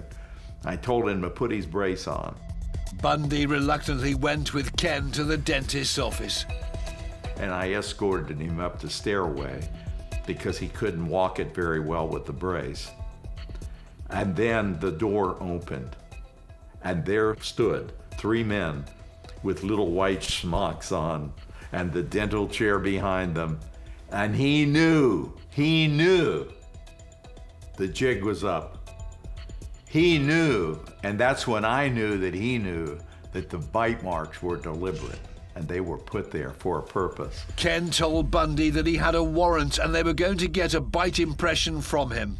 And I had the judge put in there that we could use any and all force reasonably necessary. I showed him the contraptions that they use post-mortem to keep the mouth open. And he looked at me. He sat down in the dental chair, smiled, and said, "Ken, you know I'm not a violent person. Do what you need to do." The bite mark impression that the sheriff obtained would prove vital in proving that Bundy was in fact a killer. His trial for the murder of the 2 students in the Chi Omega sorority house and the assault of 3 more young women began in Miami on the 25th of June 1979. It would be the first national televised trial in America. As I said, I'm going to argue the law broadly because I haven't had an opportunity to complete my research on the status of Florida law. I was watching the trial on TV, and I saw how arrogant he was, and he wasn't in shackles. He was dressed, pretending to be his own lawyer, dressed like a lawyer, smiling and flirting with the people in the audience, and just being Mr. Charismatic, and that was kind of sickening. On July the 24th, 1979, the jury convicted Ted Bundy on 2 counts of first-degree murder and 3 counts of attempted murder. He was given the death sentence twice. The only real evidence we had was the bite impression. And obviously, I felt good because I found it. I was conflicted. Yes, I understood that this was congratulations, but it was no congratulations. These women had suffered. Some suffered and lived, thank God. Others died. How do you celebrate? Bundy would spend 10 years on death row fighting his execution. Ted Bundy exhausted every legal avenue he possibly could to save himself from the death penalty. So the cost of his trial and his appeals was around about $9 million US, which was a lot of money at the time. At the sentencing for the rape and murder of a 12-year-old girl in Lake City, Florida, Bundy represented himself. Sensationally, he used the opportunity to propose to Carol. Carol met Bundy in Seattle in 1974. She would profess his innocence until the eve of his execution. She had a daughter in October of 1982 and claimed that Bundy was the father. Serial killers, they are intense, they are moving, and they are real. And I think some women are excited about that. Some women need that terror, that excitement, especially if somehow they could be near the flame without being burned by its touch. Over the 10 years that Bundy was on death row, he slowly confessed to 30 documented murders. He has knowledge of murders that he's committed, which the authorities don't know about, and he's going to use that to his full advantage. And he's going to drip feed some of this information out bit by bit in order to try and buy himself some time.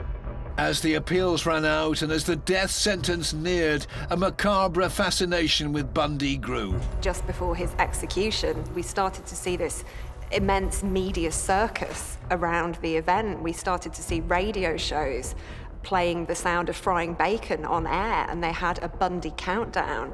People had Ted Bundy dances and barbecues. At 7:16 a.m. on January the 24th, 1989, age 42, Ted Bundy was finally executed. Even when he was being walked to the electric chair, he was shouting out names of victims. Right up until the end, he's trying to buy himself more time. He's trying to just gradually give away some of this knowledge about his crimes. It's a sad thing from a scientific point of view that he would die without telling us or giving us any hint about whether or not there was something in his life that we don't know about that helps explain his conduct.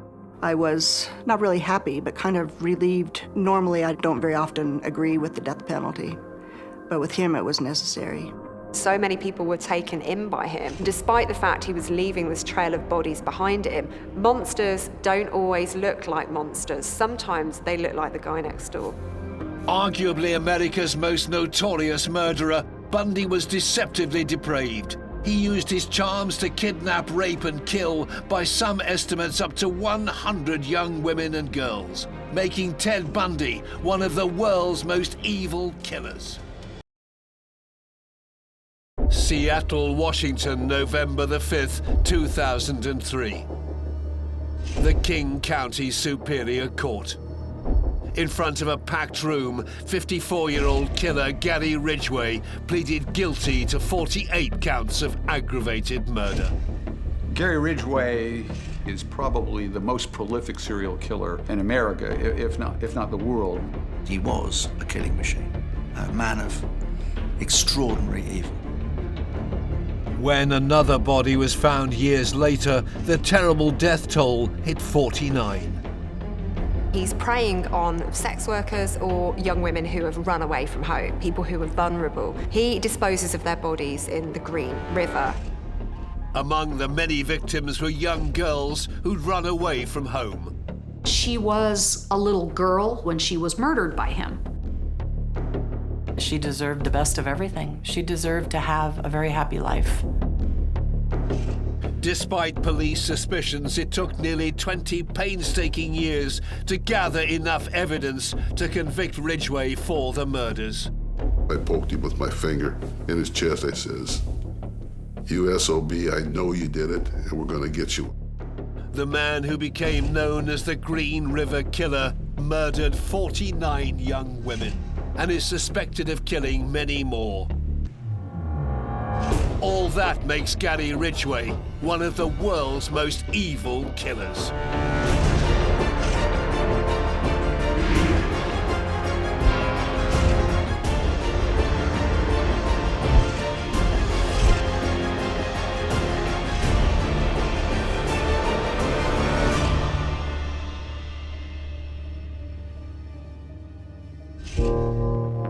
Seattle, Washington, 1982. It was here in the Pacific Northwest where arguably the most prolific serial killer of all time, Gary Ridgway, aka the Green River Killer, preyed on vulnerable young women, runaways, and sex workers. Gary Ridgway gets a special place in the role of serial killers because we're talking about a man who's responsible clearly for killing at least 49 women. After he's murdered his victims, he disposes of their bodies in the Green River. Victims' bodies are found in the river, they're found weighted down, and he hasn't just raped and killed these women, he has extended his power and control over them. So some are found with objects inserted inside them, stones essentially.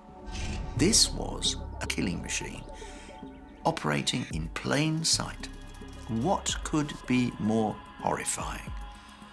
If you walked out into the street and said, "Good morning, Gary," you would not say for 1 second that Ridgway was a serial killer. Elaine Porterfield was a young reporter with the Seattle Post-Intelligencer at the time. He was viewed as largely unremarkable and almost kind of uninteresting, maybe a little bit odd. Gary was a truck painter for a famous truck building company here in Seattle. With his unassuming persona, Ridgway was able to commit mass murder for nearly 20 years and get away with it. The fear across the Pacific Northwest was palpable. I think that this case really did have a significant impact on the community. There'd been this serial killer on the loose for many, many years who was named the Green River Killer. And this person didn't have an identity. He was this faceless monster. Every time a body was found, it was thought that it could be attributed to the Green River Killer, and that included some cases in Oregon and all the way up to British Columbia. And it was terrifying to women going out by themselves. Virginia Graham's sister, Deborah Estes, was one of Ridgway's victims. You know, we're both small. She's was about, my same height. And she loved the color purple. That was her favorite color, and she absolutely adored horses. She loved horses. Deborah disappeared in September 1982. You cannot begin to, unless you've lived that, you can't begin to understand this specific hell on earth that really is.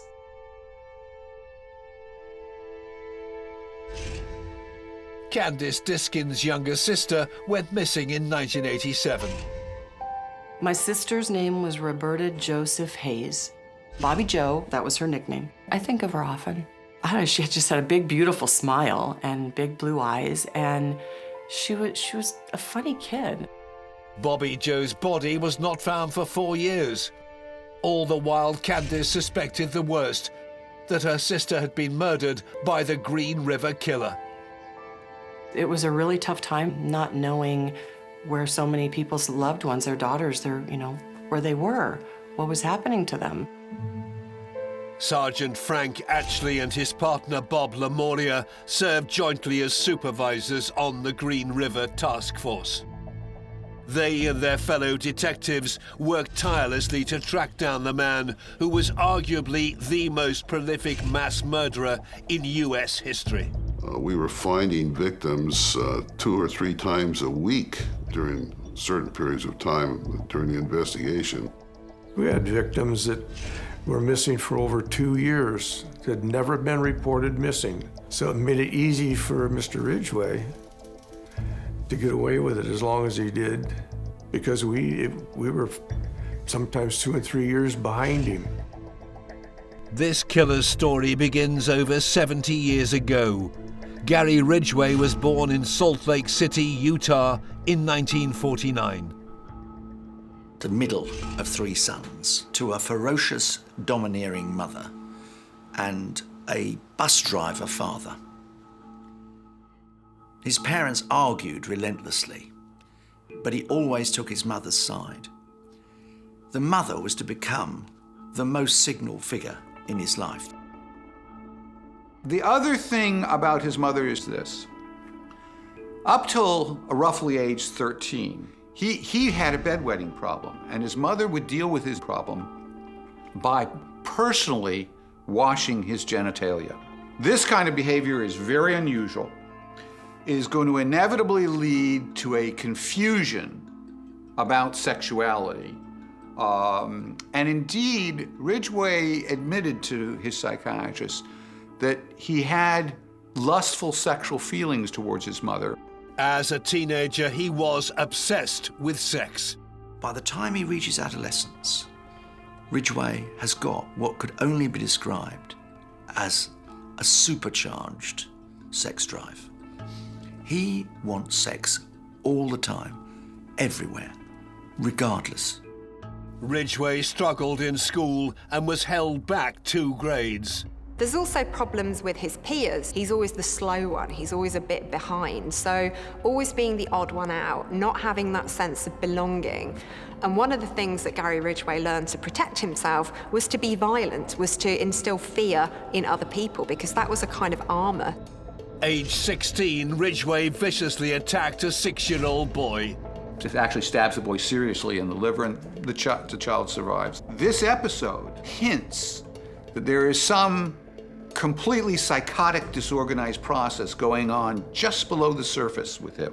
Ridgway was not identified, so was never charged with the assault. In 1969, he joined the US Navy. The following year, Ridgway married his first wife, but his mother was still ever present in their relationship. This is a woman who was so dominating that even after he got married, his mother would decide what clothes to buy him and that he should wear. Soon after getting married, Ridgway was deployed on a tour with the US Navy. Unable to contain his sexual urges, he regularly visited prostitutes. Wherever he was, he visited sex workers. And in several cases, he contracted venereal diseases, which he was angry about, and which he held against the sex workers. And I think that just fed on itself, that anger, that hatred, that depersonalization of these women. When Ridgway returned the following year, he found his wife had been dating another man. The couple divorced in January 1972. A year later, in 1973, he found a new wife. While he was married, Ridgway also found a new outlet for his passions. Ridgway suddenly became something of a religious zealot, a Bible thumper. He would proselytize. He's kind of fervent, almost out of proportion, his interest in religion. Religion plays a very interesting role for some subset of serial killers. The problem is that religion, psychology, medications, none of them have proven more powerful than the urge to kill in a serial killer. Ridgway and his new wife had a son. On the surface, they seemed like an ordinary, God-fearing, all-American family. Part of him was still a sex maniac. Another part of him was very guilty about that. So you have what you might describe as the Jekyll and Hyde character. Dr. Jekyll, a religious, caring, good husband, and you have Mr. Hyde, of course, who is still going to prostitutes regularly. Visiting prostitutes at night and with his mother ever present in their relationship, Ridgway's second marriage ended in divorce in 1981. Soon after, he had his first run-in with the law when he was arrested in 1982 for soliciting a prostitute. The minor charge would be an ominous sign of the women he would prey on and the monstrous murders that he was about to commit. Driven by an insatiable sex drive, Ridgway had started to pick up street prostitutes from the SeaTac Strip, the road that connects Seattle to the neighboring city of Tacoma. This is a highway that was frequented by sex workers at the time. Ridgway's first victim was just 16 years old. One night after work, he picked the sex worker up from the strip. Sergeant Frank Atchley supervised the task force assigned to catch him.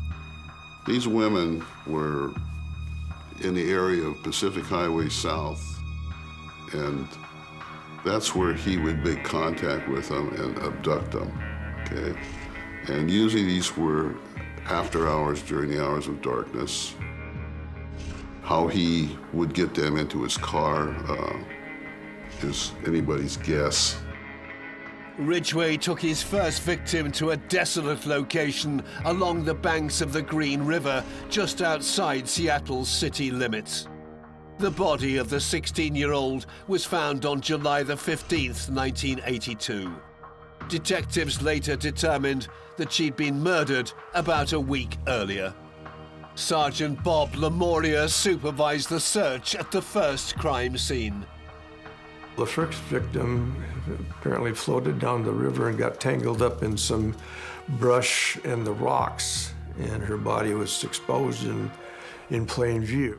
Her kidnap and killing in July 1982 would set a sinister pattern that would result in 49 confirmed murders. Ridgway typically targeted young women drawn to the peace and promise of America's Pacific Northwest. He's preying on vulnerable women, so women who are either sex workers or young women who have run away from home. They were young women doing the best they could in the way they knew how. They were 15, 16, 17 years old, 20 years old. After his first murder, Ridgway went on a frenzied killing spree. In just 5 weeks, he picked up 5 more women from the SeaTac Strip. By August the 15th, 1982, Ridgway had kidnapped, raped, and callously killed all of them. He dumped one of the bodies near a creek and 4 in the Green River. The defiled bodies were found in clusters along the banks. The homicides started in, 1982, and the publicity that was being received or broadcasted by the news media, every member of this county, the state of Washington, the United States, were aware of these murders. In August of 1982, a task force was formed to catch the so-called Green River Killer. The team scoured the area and made a series of grim discoveries. This was the site of 3 of the victims. There were 2 upstream a ways, pushed into the water and weighted down with rocks. A third one was left on the bank in the tall grass. I assumed that he thought he was going to get caught. He saw somebody and dumped the body and ran because she didn't make it in the water. When the call came out, we would have dispatched the task force. We would set up a perimeter. We would line up and we would clip every blade of grass, looking for any hairs, fibers, or anything else that might be of investigative value. Analyzing the bodies, detectives quickly determined a pattern in the killer's behavior. He would head to the SeaTac Strip after work. There he would pick up a sex worker from the side of the road. The women did not know it, but then their fate was sealed. His method of operation, his MO, was taking these women to wooded, isolated areas, sometimes along riverbanks, along stretches of road, so that he would see any approaching vehicles, give him plenty of time to avoid being seen. Ridgway would park and persuade the women to get out of his truck. Then he would attack. Each victim was manually strangulated, and the fact that he admitted to the pleasure he sought out of watching the life seep out of each of the bodies, I feel that is horrific. What is more, Ridgway's victims had no idea it was coming. Ridgway strangled many of his victims from behind. It gives him, first of all, the element of surprise. It reduces the likelihood they can effectively fight back against him. In those few seconds before his victims became unconscious, they would be shocked, they would be struggling to breathe, they would be in pain, they may be trying to fight back. In about 10 seconds, somebody would be unconscious and unable to respond to you. He started off strangling with his hands, but increasingly they put up a fight. It bruised his arms, and he didn't want to have to explain that to his friends or to his son. And so he started using ligatures, because it meant he didn't have to put his hands on their throat. By the end of the summer of 1982, Ridgway had kidnapped, murdered, and then raped 9 young women. He would pick up sex workers and murder them and then dispose of their bodies in clusters. So there would be dump sites where there were several bodies of his victims. The next group that we found was on the Starlake Road. He would park on a curve so that he could see in both directions, and then he would carry the bodies out and deposit them. Ridgway later confessed to having had sex with the bodies after death, in some cases, long after. The necrophilia, having sex with a dead person, is extraordinarily rare. And it's one of the pieces of the puzzle that suggests true psychosis. To engage in necrophilia, you have to be completely out of touch with reality. Ridgway would often revisit the bodies of his victims multiple times. He would move them, he would have sexual relations with the bodies. It's absolutely ghastly. Deborah Estes was one of the many runaways that Ridgway targeted. Virginia Graham was 16, a year and a half older than her sister Deborah, when she disappeared in the summer of 1982. We were so close in age, but she had shorter blonde hair. Like many who take to the streets, Deborah ran away from what was an abusive family situation. In Deborah's case, her father was the alleged abuser. You're literally living with a rattlesnake. That rattlesnake can be calm 1 second and can just absolutely, if you are not hyper vigilant around watching and you drop your guard for just 1 minute, you can seriously get hurt or even die. On one fateful night in July of 1982, home life became too much to bear for 14-year-old Deborah. Probably 2, 3 o'clock, maybe somewhere around there, my mom woke up and noticed that my stepdad, Debbie's biological father, was coming out of my sister's bedroom. And my mom asked him, well, what are you doing? And he said, well, I'm just checking on her like any good father would do. So, and no, he wasn't. He was there for a totally different reason. And she left the next day, early, very early. For Virginia, it's a moment that she still struggles with. I would have grabbed her and I would have held on to her. And I don't know what we could have done because she was 14 years old. Deborah's mother reported her as missing to the Seattle police soon after. On September the 20th, 1982, Deborah was brought to a police station. She'd reported that she'd been raped by a client a week earlier and was there to see photos of the suspect. It turned out that the man who attacked Deborah was another serial rapist that was also active in the area. Just after she talked to law enforcement, a detective dropped her off at the motel that she was living in. Deborah was never seen again. She was just 15 years old. Well, the same day that she got dropped off by the detective investigating the serial rape cases was the same day that Gary Ridgway picked her up. Deborah's desecrated body was found nearly 6 years later. She'd been dumped in the debris of a building site just down the road from where she'd been abducted. From where he picked her up to where he took her to kill her, she maybe would have lived no more than an hour, hour and a half at the most from the time he picked her up. By the time, they drove and everything took place and he buried her, no more than an hour and a half. So,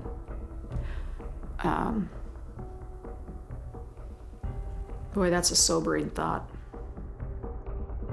By the end of 1982, the death toll wrought by the Green River Killer had reached 11. By dumping the bodies in the river and in the woods, hard evidence was difficult to come by. If a body is disposed in water, then quite clearly a few things will happen. Evidence can be washed away, trace evidence, DNA. Blood stains and blood patterns will be washed away, so it reduces the forensic opportunities. If the body is there for a long time, decomposition will hamper the examination. Even though they found many bodies during the summer of 1982, the Seattle-based task force had no idea who the perpetrator might be. Our suspect pool was basically every male over 17 or 18 years old in the entire world. And we didn't know whether he was coming from someplace else, flying in or driving in or what. With the news of 11 women now murdered and their mutilated bodies found by the banks of the Green River, as well as in the local woods, fear spread across America's Pacific Northwest. A mysterious mass murderer known as the Green River Killer was still on the loose. A truck painter by day and a serial killer by night, 33-year-old Gary Ridgway was hiding in plain sight and living in a quiet Seattle neighborhood.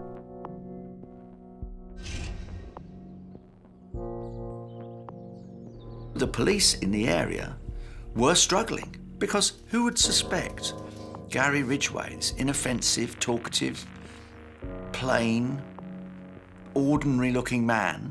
There was no horn, there were no tails, he wasn't wearing a great black cloak. Gary Ridgway was the man next door. You would not have noticed him. He's your average Joe. He's somebody who fits in. He's somebody who you wouldn't be scared of because he doesn't look like a monster. The killer was preying on young, vulnerable runaways who worked the streets near the SeaTac airport. He knows that he's got an easy target group here, so that's going to allow him to get away with it for an awfully long time. Ridgway would simply pick young women up from the side of the road as they solicited sexual services. I don't think any of them would have believed that somebody who looked as inoffensive and as Joe average as Gary Ridgway would be capable of murder. After what seemed a lull over the winter when no new bodies were found, in the spring of 1983, Seattle's serial killer struck again. In the evening of April the 30th, Ridgway drove to the SeaTac Strip where he picked up 18-year-old Marie. Like so many of his victims, she sold sex to survive. She also had a boyfriend who acted as her pimp. When he saw her get in Ridgway's truck, his gut feeling told him something was not right, so he decided to follow them.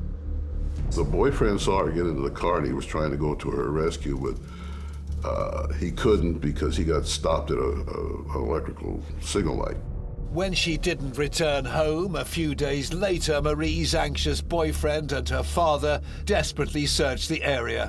The boyfriend and the girl's father drove around the areas trying to find it, and they were worried about the girl because they were also aware of the Green River murders.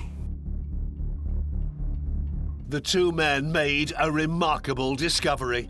While patrolling or while driving around checking the areas for their girlfriend and daughter, they found this truck that matched the description that the boyfriend had seen, and it turned out to be Gary Ridgway's. Ridgway's distinctive truck sat in the driveway as a detective questioned the 34-year-old car painter at his house. With Marie nowhere to be seen, the officer did not pursue the lead. Marie's badly decomposed body would be found 20 years later. However, Ridgway would remain on the police's radar. But in the spring of 1983, the killer slipped through the net.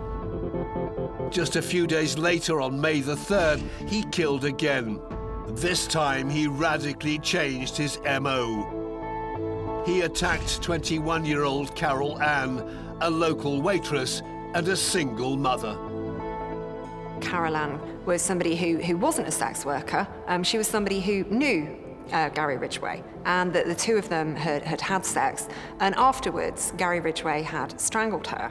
But it wasn't enough for him to just kill her. He engaged in some rather bizarre behavior with Carol Ann's body. So he put a grocery bag over her head.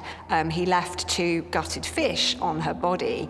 He draped an empty bottle of wine over her torso, and he'd left ground up sausage meat on her hands.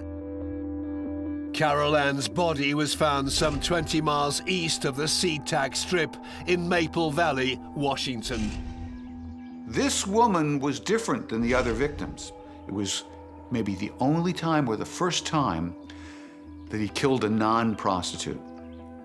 And what do we know about Ridgway's response to doing this? He did something that I've almost never heard of in a serial killer. He laid beside the body and he cried. And crying is something serial killers don't do. And what I would like to suggest this tells us, what it teaches us, is that even the devil himself has a moment where he sees clearly enough what depravity and evil reeks in his soul to be touched humanly. By the end of the year, the desecrated bodies of 24 women had been found by shocked passers-by. Many more had been reported missing, and the suspicion was that they too were the victims of the Green River Killer. Body parts were scattered all over the Pacific Northwest. He's been dumping bodies up and down the Green River, taking some of them to the neighboring state of Oregon. The Green River Task Force spent countless hours and days carefully gathering all the fragments of evidence they could from across the Northwest. The task force investigators were spending a lot of time on bone finds. We would launch the whole entire task force and spend a lot of investigative time only to find out at the end that it was an animal bone. All the while, the killing of young women continued. By the end of 1984, the toll of victims had reached 42. Sadly, the police were nowhere nearer to stopping the Green River Killer. Believe me, all of the investigators wanted so much to solve this case and prevent somebody else from being killed. Frank Atchley was brought in to supervise the Green River Task Force in May of 1984 in the hope of finally solving the case. These detectives, each and every one of them, put their heart and soul into solving this investigation. For each victim that was found, it impacted the morale of the detectives who were hoping that there would be no more victims of the Green River Killer. The next year, 1985, Ridgway met the woman who would become his third wife at a Parents Without Partners meeting. They seem to have quite an idyllic relationship. She thinks very highly of him. He's somebody who is a kind of pillar of the community. His third wife provided quite a lot of assistance to Gary in terms of looking after his finances and that kind of thing. So things that he wasn't particularly capable of doing himself. At the same time, the killing spree seemed to slow. His third wife was later to say, "I think I saved many lives because I loved him." It's a most poignant remark, and one that strikes to the heart. You embrace a serial killer and you save lives. I don't think for a moment she thought he was a serial killer when she married him, but my goodness, I find it heartbreaking. But Ridgway's urge to kill could not be stopped for long. The man who had now killed 46 women picked up 21-year-old Bobby Joe Hayes in February 1987. Her sister Candice recalls those trying times. In 1991, her remains were found. So 4 years after she went missing, her remains were found on Highway 410 outside of Seattle in Auburn. So that was terrible for the family, as you can imagine. Like so many of the young women that Ridgway kidnapped and killed, Bobby Joe sold sex to survive. A single mother of 5, she was known to frequent the SeaTac Strip, Ridgway's hunting ground. Bobby Joe also worked the streets of Portland, 2.5 hours south of Seattle. I would see her, downtown. I would see her on Aurora Avenue, near where we grew up. Though they shared the same mother, Candice's sister, Bobby Joe, lived with their father and his new wife. She wasn't treated very well. There was a lot of drinking involved. So she pretty much ventured out on her own at about age 12, hit the streets. I would see her with her Johns, I would see, and my heart just broke. She deserved the best of everything. She deserved to have a very happy life. And that I'm sorry for not being able to help her more. That's probably all. When Bobby Joe's remains were finally found, it ended years of torment for Candice and her family. Not knowing can be just as hard as knowing. It's bittersweet. Nothing good about it, but I no longer have to drive Aurora Avenue looking for my sister, because that's what I did for years. I'd be driving and I was just constantly aware of myself looking for her, hoping to see her with a John, or in somebody's car or something. By the spring of 1987, the death toll wrought by the Green River Killer had reached 46. When some green carpet fibers were found among the remains of several of the victims, a warrant was issued to search the home and workplace of Gary Ridgway, who was already on the police's radar. The fibers, as it turned out, showed that some of the victims had been in the same environment before or after they were killed. 1 month after Bobby Joe disappeared, on April the 8th, 1987, the Green River Task Force searched the home of Gary Ridgway. A young couple renting rooms above Ridgway's garage helped with their inquiries. They showed us photographs that they had taken inside the house that showed that had a green drivable type carpet in there. Frank Atchley and a team of detectives entered Ridgway's home. I saw Ridgway at the house, and he was smug, and his mother was there, and she was screaming and hollering that we had the wrong guy, and so on and so forth. That's when I poked him with my finger in his chest. I says, "You SOB, I know you did it, and we're gonna get you one of these days." April the 8th, 1987 was not that day. We found no remnant or anything of that carpet. It had all been removed, replaced. And even the vacuum cleaner didn't reveal anything that helped us. He had really cleaned up the place. Detectives also searched Ridgway's job site in Renton, Washington, where he worked as a truck painter. It was 87. We served search warrants on his place of employment. When we got him back to the precinct, they took a swab of his, had him chew on a piece of gauze, which was ultimately his coup de grace. It would take 14 more years and a breakthrough in technology, but the saliva-soaked gauze with the killer's DNA sealed in promised to reveal the true identity of the Green River Killer. Seattle, Washington State, 2001. Since 1982, the serial killer had taken at least 48 young lives with impunity. But thanks to groundbreaking advances in forensic technology at the turn of the 21st century, the net was finally closing in on the man next door, 52-year-old Gary Ridgway. Arguably the most prolific serial killer the United States has ever seen, outranking even Bundy or Jeffrey Dahmer. He looks inoffensive, but is in fact dreadful, a man of extraordinary evil. At the Washington State Crime Labs in 2001, Dr. Beverly Himmick took advantage of a new technique in forensic technology. It takes a breakthrough in DNA technology to finally trap Gary Ridgway, a man who's been getting away with murder for close to 20 years. Called short tandem repeat or STR DNA testing, the detectives re-examined the saliva that was captured in the gauze they'd asked Ridgway to submit 14 years earlier. When we started the investigation, DNA was just coming on the scene in the United States.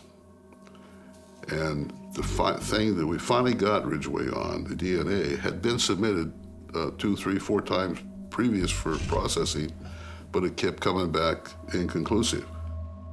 It wasn't until 2001 we got a positive hit on him. As they were gathering evidence against him in the autumn of 2001, Gary Ridgway suddenly re-emerged. Whilst Gary Ridgway might have stopped killing for a period of time, he has not completely turned around his behaviour or his lifestyle. In 2001, he is picked up by a police officer as he is soliciting a sex worker.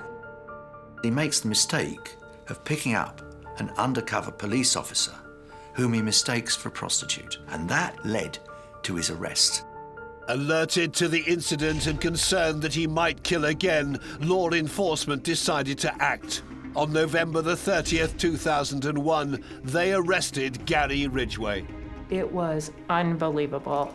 I think at that point, people didn't believe that he would ever be caught. It was absolutely stunning and gratifying. There was a giant collective sense of relief that a monster was off the street. The Green River Killer was suspected of killing at least 48 women. The problem was that with the evidence they had, the police could only charge Ridgway with 4 murders, and that was enough to warrant a death penalty. For the prosecution, it was a bargaining chip. Gary Ridgway's attorney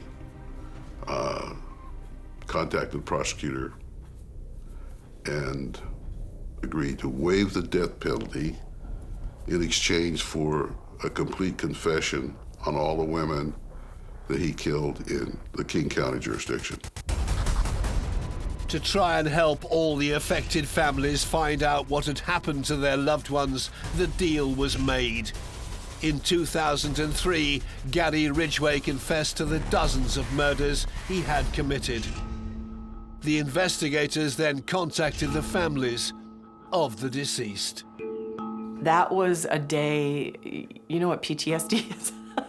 That's a day that I could feel the emotion because I was at work. And the phone rang and my heart started beating. And they said, you know, we have this person in custody. He has confessed to the murders of so many women. I thought I was gonna faint. It was shocking. I never thought in a million years that I would be getting a phone call like that. On November the 5th, 2003, Ridgway appeared in front of a packed King County courthouse in downtown Seattle and made his plea.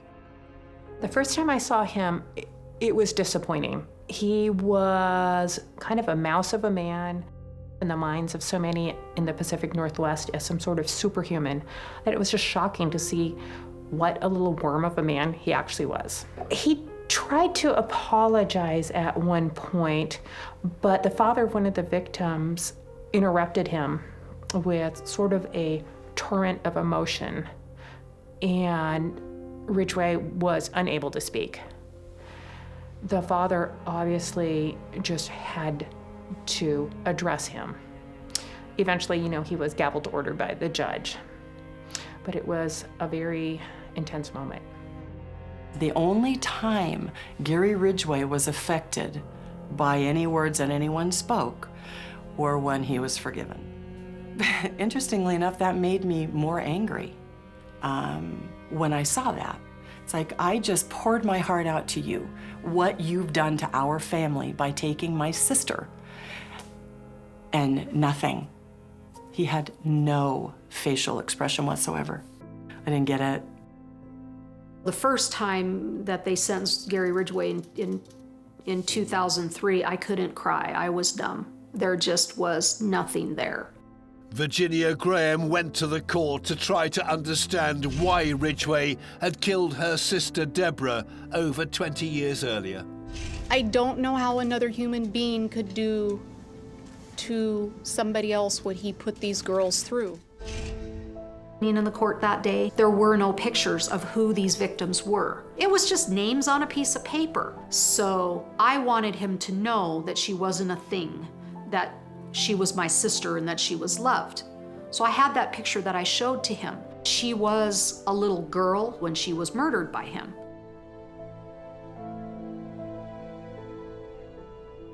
In November 2003, Gary Ridgway was convicted of 48 counts of aggravated murder. He was sentenced to 48 consecutive life terms in prison. When a 49th body was found in December 2010, dumped in Washington, Ridgway was given an additional life sentence. They found Becky's body. Her remains were found by accident. That was my sister's best friend. There are so many names, so many victims, and I think it's important that we try and remember all of those women. In his final statement and admission of guilt, he said, "I wanted to kill as many women I thought were prostitutes as I possibly could." If anyone truly deserves the title of an evil killer, it is unquestionably Gary Ridgway. The Green River Killer murdered 49 young women. They may be gone, but for the loved ones left behind, they will never be forgotten. I can always see her face. She was very fun, very bright, big, beautiful, blonde hair, blue-eyed, angelic little girl. Sentenced to life in prison without the possibility of parole, the Green River Killer will never be free again.